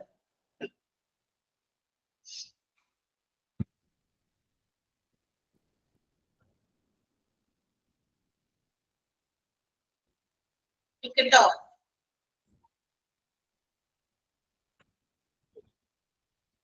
കിട്ടിയോ എല്ലാവരും? ഡിസാസ്റ്ററും സുനാമിയും ദുരന്തമൊക്കെ കേട്ട് പോയോ എല്ലാവരും? ഹലോ, ഞാൻ വിചാരിച്ചേ എല്ലാവരും പോയത് ദുരന്തം പറഞ്ഞ്. Okay, so however or whatever may be the disasters, how we are prepared, the level of preparedness is the most important thing to deal with such disaster, such onslaught of disaster. ഇത്തരം ഡിസാസ്റ്ററുകളുടെ ആക്രമണം, onslaught എന്ന് പറഞ്ഞാൽ meaning അതാണ് കേട്ടോ. ഇത്തരം ഡിസാസ്റ്റേഴ്സുകൾ നമ്മളെ ആക്രമിക്കുമ്പോൾ അതിനെ നമ്മൾ നേരിടണമെങ്കിൽ നമ്മൾ മാത്രമല്ല, ഹോസ്പിറ്റൽസ്, ഏറ്റവും നമ്മൾ ഉദ്ദേശിക്കുന്നത് ഹോസ്പിറ്റൽസ് ആണ്. ഹോസ്പിറ്റൽസ് അതിനെ എങ്ങനെ ഡീൽ ചെയ്യുന്നു എന്നുള്ളത് തീർച്ചയായിട്ടും അവരുടെ ലെവൽ ഓഫ് പ്രിപ്പയർനെസ് തന്നെയാണ്. അവർ എത്രത്തോളം ഒരുങ്ങിയിട്ടുണ്ട്. അപ്പൊ നമ്മുടെ ഈ പ്രദേശത്ത് ഏതെങ്കിലും തരത്തിലൊരു ഡിസാസ്റ്റർ ഉണ്ടായി എന്ന് വിചാരിക്കുക. ആ ഡിസാസ്റ്ററിൽ നമ്മൾ അവിടെ നിന്ന് രക്ഷപ്പെടുത്തുന്ന ആളുകളെ, വിക്ടിംസിനെ വേഗം കൊണ്ടുപോകുന്നത് നിയറസ്റ്റ് ഹോസ്പിറ്റൽസിലാണ്. അപ്പൊ ആ ഹോസ്പിറ്റലിൽ എത്രത്തോളം അവരെ സ്വീകരിക്കാൻ, ആ ആളുകൾക്ക് വേണ്ട എന്താ പറയാ ട്രീറ്റ്മെന്റ് കൊടുക്കാൻ, അവരെ ആ ഹോസ്പിറ്റൽസിൽ അവരുടേതായ രീതിയിൽ അവർക്ക് കൊടുക്കേണ്ട സൗകര്യങ്ങളൊക്കെ ഉണ്ടാക്കി കൊടുക്കാൻ അവർ എത്രത്തോളം പ്രിപ്പയർഡ് ആയിട്ടുണ്ട്. തീർച്ചയായിട്ടും ഹോസ്പിറ്റൽസ് അതിനുവേണ്ടി പ്രിപ്പയർഡ് ആയിരിക്കണം. അത് ആണ് അവരെ എന്തിന് ഹെൽപ്പ് ചെയ്യുന്നത്, ഈ പറയുന്ന കാര്യങ്ങളൊക്കെ ചെയ്യാനായിട്ട് ഹെൽപ്പ് ചെയ്യുന്നത്. If they are well prepared, ഏതൊരു ഹോസ്പിറ്റൽസും അതിനു വേണ്ടി വെൽ പ്രിപ്പയർഡ് ആണ്, വെൽ ഇൻഫോംഡ് ആണ്. അതിനു വേണ്ടിയിട്ട് ഹോസ്പിറ്റൽസിലെ മറ്റ് ആളുകളെയൊക്കെ എല്ലാ കാര്യങ്ങളും ഇൻഫോം ചെയ്തിരിക്കണം. അതിനു വേണ്ടിയിട്ട് അതിനു വേണ്ടിയിട്ട് അതിനുള്ളിലുള്ള ആളുകളൊക്കെ ട്രെയിൻ ചെയ്യണം, അല്ലെ, സ്റ്റാഫുകളെ. ആ ഒരു ഡിസാസ്റ്ററിൽ നമുക്ക് എത്രയും പെട്ടെന്ന് കൊണ്ടുവരുന്നവരെ എമർജൻസി ട്രീറ്റ്മെന്റ് കൊടുക്കാനായിട്ട് നമ്മൾ കേപ്പബിൾ ആകണമെങ്കിൽ അതിനെക്കുറിച്ച് എല്ലാവരെയും അതിന് പ്രോപ്പർ ആയിട്ടുള്ള ട്രെയിനിങ് കൊടുത്തും അതിന് വേണ്ടിയിട്ട് അവരെ പ്രിപ്പയർഡ് ആക്കണം. അതിന് വേണ്ടിയിട്ട് ഇമ്പോർട്ടന്റ് ആയിട്ടുള്ള ഇൻഫോർമേഷൻസ് പ്രൊവൈഡ് ചെയ്യണം. എന്തൊക്കെയാണ് നമുക്ക് അവരെയൊക്കെ എന്താ പറയാ അവർക്ക് ഒരു ആശ്വാസമല്ല, റിലീഫ് പ്രോഗ്രാംസ്, ദുരിത നിവാരണ പ്രോഗ്രാമുകൾ നമുക്ക് എന്തൊക്കെ കണ്ടക്ട് ചെയ്യാൻ പറ്റും എന്നുള്ളതൊക്കെ കൃത്യമായിട്ട് ഇംപ്ലിമെന്റ് ചെയ്യണം.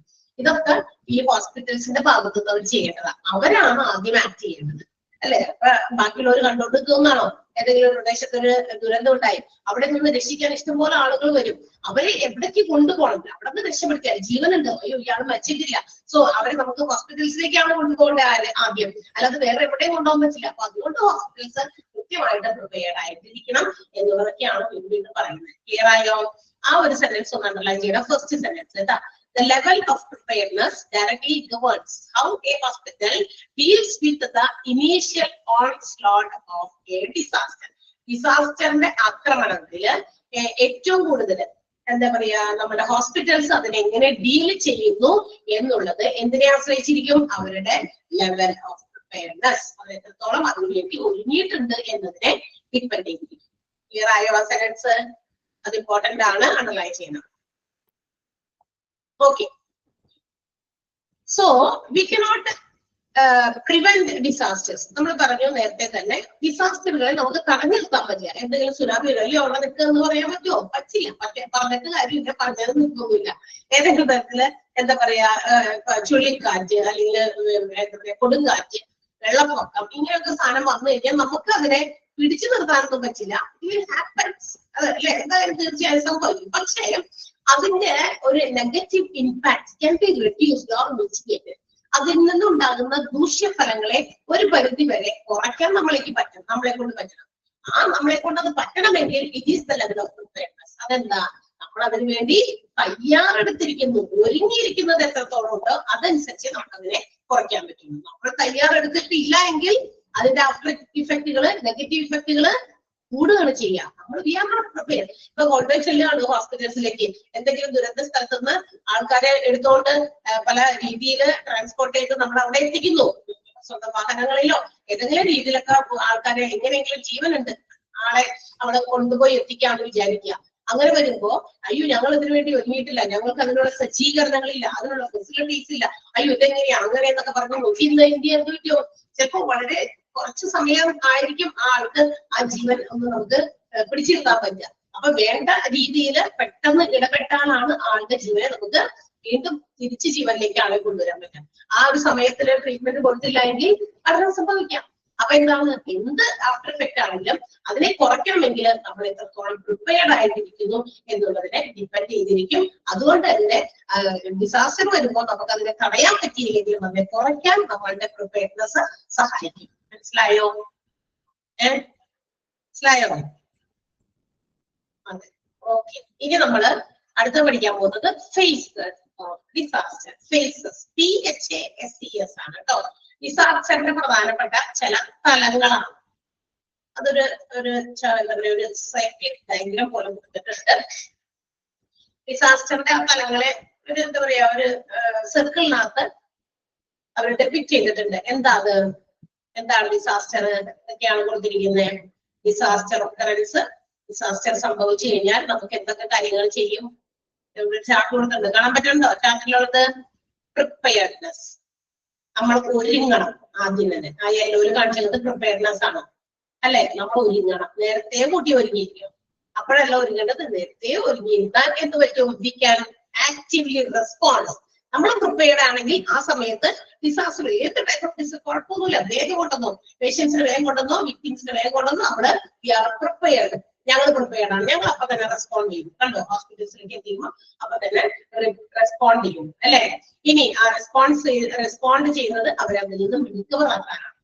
കൊണ്ടുവരുന്ന പേഷ്യൻസിനൊക്കെ അവരുടെ യഥാർത്ഥ സ്ഥിതിയിലേക്ക്, അല്ലെങ്കിൽ അവരുടെ കൊണ്ടുവന്നിരിക്കുന്ന സ്ഥിതിയിൽ നിന്നും ഒരു ആശ്വാസം കൊടുക്കാനൊക്കെ ഹോസ്പിറ്റൽസിലെ ബന്ധപ്പെട്ടവർക്കാണ് സാധിക്കുക. അവരുടെ റിക്കവറിയിലേക്ക് കൊണ്ടുവരുന്നു. ഇനി അതിനെ എന്താ പറയാ, പ്രിവെന്റ് ചെയ്യാനുള്ള മെഷേഴ്സ് ഒക്കെ ചിലപ്പോൾ നമുക്ക് ചില മെഷേഴ്സ്, ചില അറിയാനുള്ള ചില എന്താ പറയാ അളവുകോലുകളൊക്കെ നമുക്ക് എടുക്കാം അല്ലെ. പിന്നെ അല്ലെങ്കിൽ അതിനെ കുറയ്ക്കാൻ, മിറ്റിഗേറ്റ് ചെയ്യാനൊക്കെ അപ്പൊ നമുക്ക് ഇതിനെ ഹെൽപ്പ് ചെയ്യുന്നു എന്നതാണ്. മനസ്സിലായോ? അപ്പൊ അതൊരു ഫേസസ് ആയിട്ട് നമുക്കൊരു സർക്കിളിൽ അവരിങ്ങനെ കാണിച്ചു തന്നിട്ടുണ്ട്. അതിനേക്കാൾ കൂടുതൽ അതിന്റെ ഫേസസ് ഒക്കെ നമ്മൾ വീണ്ടും വേറെ ഇവിടെ പഠിക്കുന്നുണ്ട് കേട്ടോ. അപ്പൊ നമുക്ക് വേണ്ടത് ഇതാണ്. ഓക്കെ, അപ്പൊ ഡിസാസ്റ്ററിന്റെ ഫേസസില് ഒരുപാട് കാര്യങ്ങളൊക്കെ ഇൻക്ലൂഡ് ചെയ്യുന്നുണ്ട്. ആ ഫേസസിനെ വീണ്ടും ഒന്നുകൂടി കുറച്ചുകൂടി നല്ല രീതിയിൽ ഇവിടെ താഴെ കുറെ പോയിന്റ് ആയിട്ട് കൊടുത്തിട്ടുണ്ട്. 5 പോയിന്റ് കൊടുത്തിട്ട് ഈ 5 പോയിന്റ് ഉള്ളൂ. അതാണ് നമ്മൾ പഠിക്കേണ്ടത്. അപ്പൊ ഏതൊരു കമ്മ്യൂണിറ്റി അല്ലെങ്കിൽ സൊസൈറ്റി, ഏതൊരു പ്രദേശം, അവിടുത്തെ റിസോഴ്സസ് എത്രത്തോളം ഉണ്ടോ, ആ കമ്മ്യൂണിറ്റിയിൽ എന്തൊക്കെ റിസോഴ്സസ് ഉണ്ടോ, അവിടുത്തെ അധികാരികൾ ഏതൊക്കെ രീതിയിൽ അതിനെ മാനേജ് ചെയ്യുന്നു എന്നുള്ളതിനെ ഡിപ്പെൻഡ് ചെയ്താണ് തീർച്ചയായിട്ടും ഒരു ഡിസാസ്റ്ററിന്റെ ഫേസസ് ഉൾപ്പെടുത്തിയിരിക്കുന്നത്. Depending on the resources of the community and administrative authorities. അതാണ്.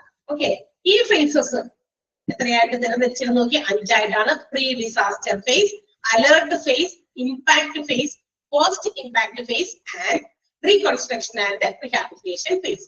5 ഫേസുകളുണ്ട്, ഓരോ തലങ്ങളാണ്. പ്രീ ഡിസാസ്റ്റർ ഫേസ് എന്ന് വെച്ചാൽ എന്താ? ഡിസാസ്റ്ററിന് മുമ്പുള്ള ഒരു തലം. ഡിസാസ്റ്ററിന് മുമ്പ് എന്ത് തലമാണെന്ന് നമ്മൾ ഇതിനെ കുറിച്ച് എക്സ്പ്ലനേഷൻസ് അവിടെ ഉണ്ട്, പറയും. ഓക്കെ, അപ്പൊ പ്രീ ഡിസാസ്റ്റർ മീൻസ് ഡിസാസ്റ്ററിന് മുമ്പുള്ള തലം. ഇനി അലേർട്ട് ഫേസ്. അലേർട്ട് ഫേസ് എന്ന് പറഞ്ഞാൽ എന്താ? ജാഗ്രത, അലേർട്ട് അല്ലെ, അലർട്ട് ആയിരിക്കുക, അതിന്റെ ഒരു തലം. പിന്നെ ഇമ്പാക്ട് ഫേസ്, അതിൻ്റെതായ ഇമ്പാക്ട്, ഡിസാസ്റ്റർ കൊണ്ടുണ്ടാകുന്ന ആഫ്റ്റർ എഫക്ട്, അതിന്റെ ഇമ്പാക്ട്. പിന്നെ post impact phase. Post impact എന്ന് പറഞ്ഞാൽ ഇമ്പാക്ടിന് ശേഷമുള്ള, അതായത് ആ ഡിസാസ്റ്റർ ഓഫർ ചെയ്തു, അതിൽ ഒരുപാട് ആളുകളെ അത് ബാധിച്ചു, ആ ബാധിച്ചതിനൊക്കെ ശേഷമുള്ള കാര്യം. ലാസ്റ്റ് ആണ് റിഹാബിലിറ്റേഷൻ ആൻഡ് റീകൺസ്ട്രക്ഷൻ ഫേസ്. ഇതിന് കുറച്ച് സമയം കൂടുതൽ എടുക്കുന്ന ഒരു ഫേസ് ആണ്. മറ്റേതൊക്കെ സമയദൈർഘ്യമൊക്കെ വളരെ കുറവൊക്കെ ആയിരിക്കും. പക്ഷെ റീകൺസ്ട്രക്ഷൻ ആൻഡ് റിഹാബിലിറ്റേഷൻ ഫേസ് എന്ന് പറയുന്നത് കുറച്ച് കൂടുതൽ ടൈം എടുക്കും. ബിക്കോസ് ഇത് നോക്കിയപ്പോൾ ലാൻഡ് സ്ലൈഡ് അല്ലെങ്കിൽ എർത്ത് ക്വേക്ക് പോലെയുള്ള ഒരു ഡിസാസ്റ്റർ ആണെങ്കിൽ അതിന്റെ റീകൺസ്ട്രക്ഷൻ, അത് പുനഃസ്ഥാപിക്കാൻ, റീകൺസ്ട്രക്ട് വീടൊക്കെ ഇടിക്കുമ്പോഴൊക്കെ പോയിട്ടുണ്ടാകും, അതൊക്കെ വീണ്ടും സ്ഥാപിക്കാനൊക്കെ പെട്ടെന്ന് ചെയ്യാൻ കുറച്ച് സമയം എടുക്കും. അതൊക്കെ ലോങ്സ്റ്റ് ആയിട്ടുള്ള ഒരു ടൈം ഡ്യൂറേഷനിൽ നമുക്ക് കംപ്ലീറ്റ് ചെയ്യാൻ പറ്റുന്ന ഒരു ഫേസ് ആണ്. അല്ലാതെ നോക്കിക്കഴിഞ്ഞാൽ ബാക്കി 4 ഫേസുകളും നമ്മളുടെ ഡിസാസ്റ്ററിന്റെ പ്രധാനപ്പെട്ട ചില തലങ്ങളാണ്. അതൊക്കെ ആ ഒരു പർട്ടിക്കുലർ സമയം കഴിഞ്ഞ് കഴിയുമ്പോൾ അത് കഴിയും എന്നുള്ളതാണ്. ഓക്കെ, അപ്പോ ഡിസാസ്റ്ററിന്റെ ഫേസസ് നമ്മൾ ചോദിച്ചു കഴിഞ്ഞാൽ ഈ 5 ഏരിയ മതി. Pre disaster phase, alert phase, impact phase, post impact phase and reconstruction and rehabilitation phase. അതൊന്നാണ് പ്ലാൻ ചെയ്യുന്നത് കേട്ടോ.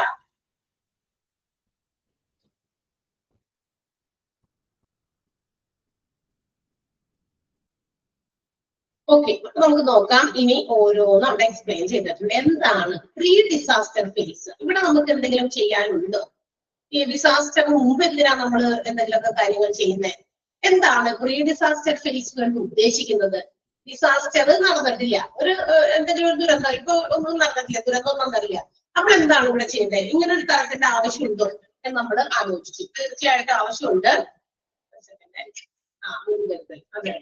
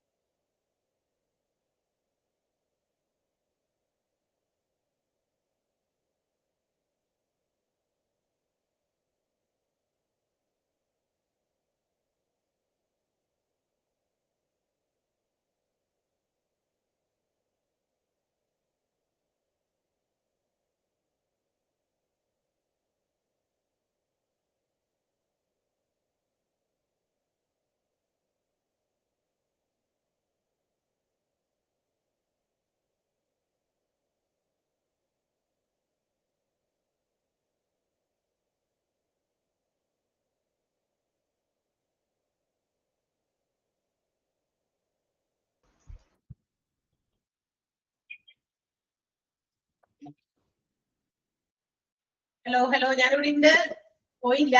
പെട്ടെന്നേ അത് ഓഫീസിൽ നിന്നായതുകൊണ്ടാണ് കോൾ അറ്റൻഡ് ചെയ്തത് കേട്ടോ. സോറി, മെയിൻ ഓഫീസിൽ നിന്ന് കോൾ വന്നതുകൊണ്ടാണ്.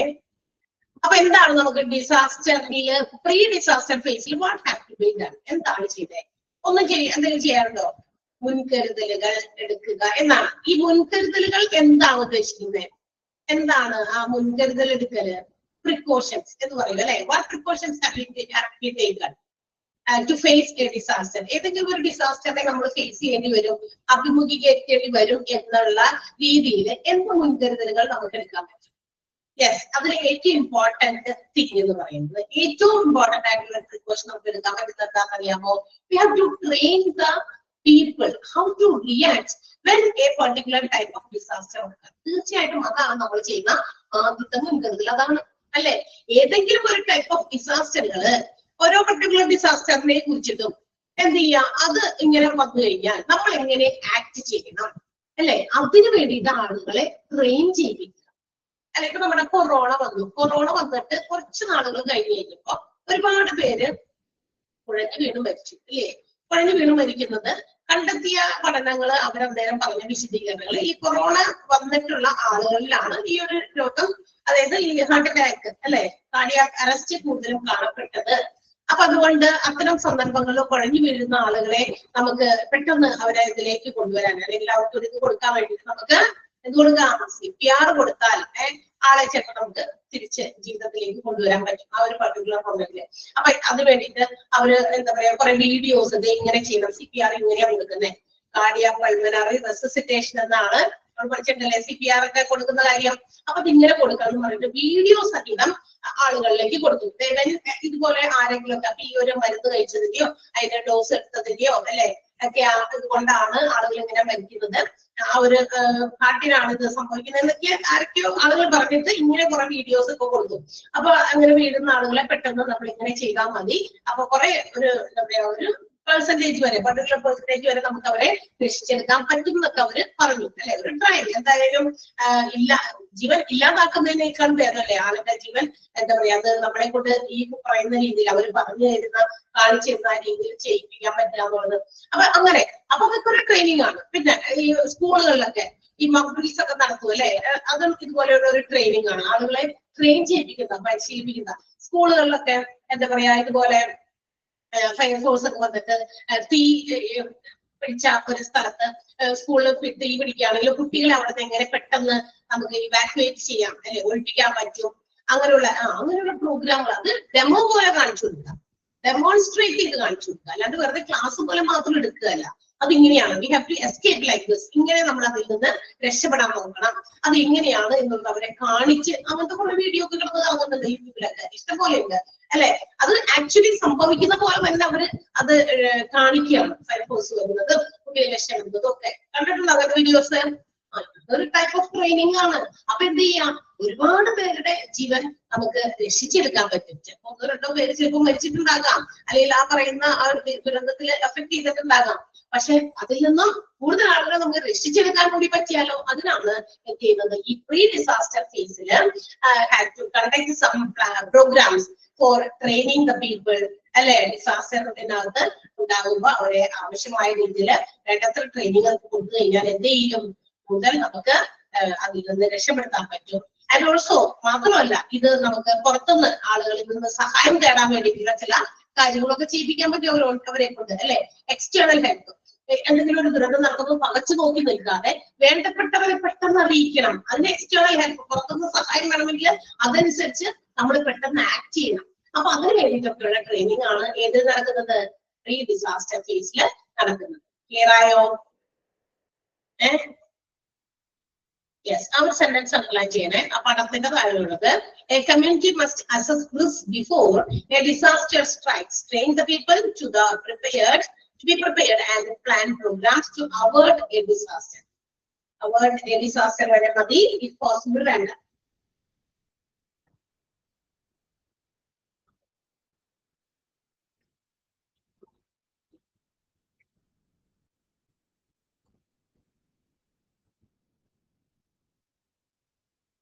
അപ്പോ ഈ എന്താ പറയാ ഈ ഡിസാസ്റ്റർ ഫേസില് നമ്മള് എന്താ പറയാ എത്രത്തോളം റിസ്ക് ഓരോ ഡിസാസ്റ്റേഴ്സിനും അതിൻ്റെതായ റിസ്കുകളുണ്ട്. So they must be make aware of the people. കൂടുതലും ആളുകളെ എങ്ങനെയാണ് ഇതിനെ കുറിച്ചിട്ട് അവർക്ക് ബോധ്യപ്പെടുത്തി കൊടുക്കുക, ഏതൊക്കെ ടൈപ്പ് ഏത് തരത്തിലുള്ള റിസ്കുകളാണ് ഇതുകൊണ്ട് ഉണ്ടാക്കുക എന്നുള്ളതൊക്കെ മനസ്സിലാക്കി കൊടുക്കണം ഈ ട്രെയിനിങ്ങിന്റെ സമയത്ത്. എത്രത്തോളം ഇന്ന് ഒരു ഡിസാസ്റ്റർ ഉണ്ടായാൽ ഇത്രയും റിസ്ക് ഉണ്ട് അതിനകത്ത്, അതിനെ കുറിച്ചിട്ടുള്ള ഒരു ബോധ്യം അവർക്ക് കൊടുക്കണം. ആ ഒരു ഡിസാസ്റ്ററിനെ കുറിച്ച് മനസ്സിലായ അതിന്റെ റിസ്കുകൾ, ആ റിസ്കുകൾ മാത്രമല്ല അതിനെ എങ്ങനെ നമുക്ക് പ്രോംപ്റ്റ് ആയിട്ട് അത്തരം ഇതിന് നമ്മൾ റെസ്പോണ്ട് ചെയ്യാൻ പറ്റും, അതിനെ കുറിച്ചിട്ട് കാര്യങ്ങള് വ്യക്തമാക്കി ബോധ്യപ്പെടുത്തി കൊടുക്കണം എന്നുള്ളതാണ് ഈ പ്രീ ഡിസാസ്റ്ററിന്റെ ഏറ്റവും പ്രധാനപ്പെട്ട എയിം എന്ന് പറയുന്നത് കേട്ടോ. The aim is to make both people aware of the nature of particular local risk, locality ഉണ്ടാകുന്ന റിസ്കുകളും, and ready to respond promptly in their area. ആ ഏരിയയിൽ അവിടെ എങ്ങനെ പെട്ടെന്ന് അതിനെ റെസ്പോണ്ട് ചെയ്യും എന്നുള്ളത്. അങ്ങനെ 2 കാര്യമുണ്ട് കേട്ടോ ആളുകൾക്ക് മനസ്സിലാക്കി കൊടുക്കേണ്ടത്. അതാണ് അതിന്റെ പ്രധാനപ്പെട്ട എയിം. അതൊന്നാണ് ഞാൻ ചെയ്യുന്നത് കേട്ടോ. The aim, റിസ്കിനെ കുറിച്ച് ബോധ്യപ്പെടുത്തി കൊടുക്കുക. ഓക്കെ, റിസ്കിനെ കുറിച്ച് ബോധ്യപ്പെടുത്തി കൊടുത്താൽ നമുക്ക് എന്ത് പറ്റും, we can mitigate such risk. അത്തരം റിസ്കുകൾ നമുക്ക് കുറയ്ക്കാൻ പറ്റും. പെട്ടെന്ന് ഒരു ഡിസാസ്റ്റർ ഒക്കെ ഉണ്ടാകുമ്പോൾ നേരത്തെ കൂട്ടി നമ്മൾ പ്ലാൻ ചെയ്ത് റിസ്കുകൾ കുറയ്ക്കാനായിട്ട് നമ്മളെ കൊണ്ട് പറ്റും. കാരണം എന്താ, നമ്മൾ അവരെയൊക്കെ അതൊക്കെ പറഞ്ഞ് മനസ്സിലാക്കി കൊടുത്തിട്ടുണ്ട്. ഇപ്പൊ ഏതെങ്കിലും ഒരു പർട്ടിക്കുലർ സ്ഥലത്ത് ഒരു തീപിടുത്തം ഉണ്ടായി, ആ തീപിടുത്തം ഉണ്ടായ സ്ഥലത്ത് ഒരു 10-25 പേരുള്ള ഒരു സ്ഥലമാണെന്ന് വിചാരിക്കുക. പെട്ടെന്ന് തന്നെ നമ്മൾ അതിനെ കുറിച്ച് ഇത് 25 പേര് അതിന്റെ അകത്തുണ്ട്, അവിടെയാണ് തീ പിടിച്ചിരിക്കുന്നത്, എത്രയും പെട്ടെന്ന് നമ്മള് സ്വന്തമായിട്ട് ഒറ്റയ്ക്ക് ഇപ്പൊ ഒരാൾ കാണുകയാണ്, ആൾക്ക് പറ്റിയില്ലെങ്കിൽ അത് പെട്ടെന്ന് എക്സ്റ്റേണൽ ഹെൽപ്പിന് വേണ്ടിയിട്ട് ആളുകൾ അതിന് ശ്രമിക്കണം. എങ്ങനെ ആരുമായിട്ട് ബന്ധപ്പെടണം അതൊക്കെ അറിഞ്ഞിരിക്കണം. ആളുകൾ അറിഞ്ഞിരിക്കുകയും അത് വേഗം തന്നെ പറ്റാവുന്ന സഹായം പുറത്തുനിന്നൊക്കെ വിളിച്ച് എന്ത് ചെയ്യതിൽ നിന്ന് ആളുകളെ രക്ഷപ്പെടുത്തിയെടുക്കാനാണ് നോക്കുന്നത്. ഒരാളെ പോലും ജീവൻ ഇല്ലാതെ നമുക്ക് എടുക്കാൻ പാടില്ല. എല്ലാവരെയും ജീവനോടെ നമുക്ക് കിട്ടണമെന്നുള്ള ആ ഒരു ഇതില് വരണം. അതിനുള്ള കാര്യങ്ങൾ ആളുകൾ ആക്ട് ചെയ്യണം എന്നാണ് പറയുന്നത്. നമുക്ക് അറിയാവുന്ന കാര്യങ്ങളാണ് അല്ലെ, ആണ് ചെയ്യേണ്ടത്. നമുക്കറിയാലോ, തന്നെയാണ് ചെയ്യുന്നതല്ലാതെ തൂക്കി നിൽക്കലല്ല. ഇപ്പൊ അതിനുള്ള സൗകര്യങ്ങൾ മറ്റൊക്കെ ആരെങ്കിലും നമുക്ക് പുറത്തുള്ള ഹെൽപ്പിന് വേണ്ടിയിട്ട് വിളിക്കാനോ ഒക്കെയുള്ള സൗകര്യങ്ങളൊക്കെ മീഡിയാസ് ഒക്കെ നമ്മുടെ കയ്യിലുണ്ട്. അതുകൊണ്ട് we can reduce the impact of disaster. അപ്പൊ ഇതുപോലെ നമ്മൾ പറയാം ഹോസ്പിറ്റൽസും അതുപോലെ തന്നെ ഓരോ സ്റ്റേറ്റും ഹാവ് ടു ബി പ്രിപ്പയർഡ്. വീണ്ടും പറയാണ്, ഓരോ ഹോസ്പിറ്റൽസും സ്റ്റേറ്റും ഒക്കെ ഈ പറയുന്ന ഡിസാസ്റ്ററിന്റെ ഇമ്പാക്റ്റിനെ റെഡ്യൂസ് ചെയ്യാനായിട്ട് പ്രിപ്പയർഡ് ആകണം. So that we can save a greatest number of lifes. അതുകൊണ്ട് നമുക്ക് എന്ത് ചെയ്യാൻ പറ്റും, ഒരുപാട് ആളുകളുടെ ജീവൻ രക്ഷിക്കാൻ പറ്റും. അല്ലെങ്കിൽ ഹെൽത്തുമായിട്ട് ബന്ധപ്പെട്ട എന്തെങ്കിലും പ്രോബ്ലംസ് ഒക്കെ ഫേസ് ചെയ്യുന്നവരെ നമുക്ക് അവരെ പെട്ടെന്ന് എഫിഷ്യന്റ് ആയിട്ട് അവരുമായിട്ട് ഡീൽ ചെയ്യാൻ പറ്റും. അങ്ങനെയൊക്കെ ആണെങ്കിൽ എന്താണ്, ഹോസ്പിറ്റൽസ് വളരെയധികം പ്രിപ്പയർഡ് ആയിരിക്കണം. ഹോസ്പിറ്റൽസ് ആക്റ്റീവ് ആയിരിക്കണം, വെൽ ഓർഗനൈസ്ഡ് ആയിരിക്കണം. നല്ല രീതിയിൽ ഓർഗനൈസ്ഡ് ആയിട്ടുള്ള ഹോസ്പിറ്റൽസ് മാത്രമേ ഇത്തരം കാര്യങ്ങൾ ഡിസാസ്റ്ററിൽ ചെയ്യാൻ പറ്റൂ. ക്ലിയർ ആയോ?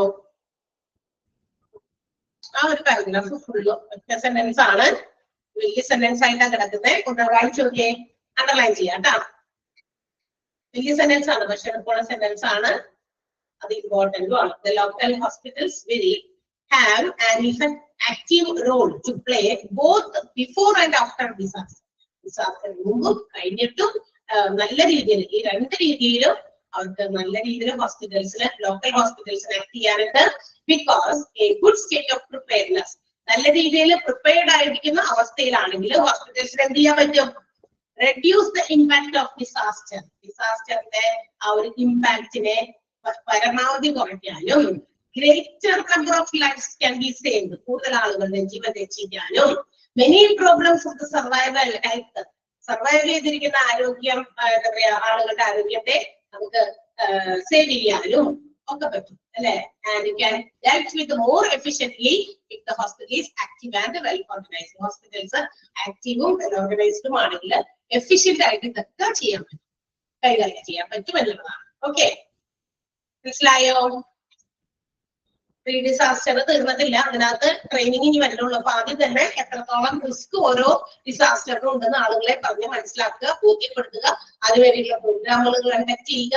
ഇതെല്ലാം ചെയ്തതിന് ശേഷം എന്താ പറയാ, എത്രത്തോളം റിസ്ക് നമുക്ക് കുറയ്ക്കാൻ പറ്റുമോ അതിന് വേണ്ടിയിട്ടുള്ള കാര്യങ്ങൾ ചെയ്യുക. അതിന് ലോക്കൽ ഹോസ്പിറ്റൽസിന് വളരെ ഇമ്പോർട്ടന്റ് ആയിട്ടുള്ള പങ്ക് വഹിക്കാനായിട്ട് തീർച്ചയായിട്ടും അവർ എഫിഷ്യന്റ് ആയിട്ടും വെൽ ഓർഗനൈസ്ഡുമായിട്ട് പ്രവർത്തിച്ചാൽ മാത്രമാണ് കൂടുതൽ വെൽ ഓർഗനൈസ്ഡ് മീൻസ് എന്താ വെച്ചാൽ നല്ല രീതിയിൽ അറേഞ്ച്മെന്റുകൾ നടത്തിയിട്ടുള്ള ഒരു ഹോസ്പിറ്റലിലെ ഡിസാസ്റ്ററിൽ കൊണ്ടുവരുന്ന ആളുകളെ രക്ഷിക്കണമെങ്കിൽ ഹോസ്പിറ്റലിന് അതിനുള്ള അറേഞ്ച്മെന്റുകൾ വേണ്ടേ, അതിനുള്ള ഫെസിലിറ്റീസ് വേണം, മരുന്നുകൾ വേണം അല്ലെ, എല്ലാം വേണമല്ലോ. അതിനെ അവരെ ട്രീറ്റ് ചെയ്യാനുള്ള സ്റ്റാഫുകൾ വേണം, സ്റ്റാഫിന്റെ നമ്പർ എത്രയും എണ്ണം വേണം. അതിനൊക്കെ കുറെ പറയുന്നുണ്ട്, നമ്മൾ പഠിക്കാൻ പോകുന്നുണ്ട്. അതായത് ഇപ്പൊ ചിലപ്പോ നൈറ്റും ഒക്കെ മാത്രമുള്ള ആൾക്കാരുണ്ടായിരിക്കും, പകലെപ്പോഴാണെങ്കിലും ആണ് ഏതെങ്കിലും ഒരു ടൈപ്പ് ഓഫ് ഡിസാസ്റ്റർ ഉണ്ടായിരുന്നെങ്കിൽ നൈറ്റ് എടുത്ത് വീട്ടിലിരിക്കുന്ന ആൾക്കാരൊക്കെ ഉണ്ടാവൂലേ, ജോലിക്കാര്, അവരൊക്കെ വിളിച്ചു വരുന്നത് പെട്ടെന്ന്. അങ്ങനെയുള്ളവര് വേഗം വരാൻ പറയണം. കാരണം അവരും ഇതെന്റെ നൈറ്റ് ഡ്യൂട്ടി, എനിക്ക് പോകാൻ പറ്റില്ല. ഡിസാസ്റ്ററിന്റെ സമയത്ത് ദേ ഷുഡ് ഓൾസോ കം, അവര് വരണം. മാത്രമല്ല ഇനി ഇവിടുത്തെ ജോലിയിൽ നിന്ന് എന്താ പറയാ റിട്ടയർ ചെയ്ത് പോയി, അവരുടെ ഹെൽപ്പ് അവർക്ക് കുഴപ്പമൊന്നുമില്ലാത്തവരാണ്, അവരെ വിളിക്കാം ഹെൽപ്പിന് വേണ്ടിയിട്ട്. ഈ ഒരു സിറ്റുവേഷൻ കുറച്ച് ദിവസത്തേക്കുള്ളൂ, അത് നമുക്കൊന്ന് ഓവർകം ചെയ്യണ്ടേ. അവരുടെ വെൽ ഓർഗനൈസേഷനിൽ വരുന്നതാ, നല്ല രീതിയിൽ ഓർഗനൈസ്ഡ് ആകണം ഹോസ്പിറ്റൽസ്. പറ്റുന്ന ഏത് രീതിയിലുള്ള അറേഞ്ച്മെന്റുകളും നല്ല രീതിയിൽ ചെയ്തു വെക്കണം.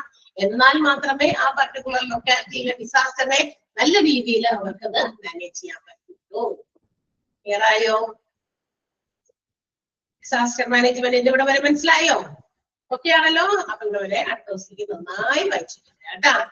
നമുക്ക് നാളത്തേക്കാണ്, നാളെ നമ്മള് ഓക്കെ കണ്ടിന്യൂവേഷൻ നാളെ. ബൈ.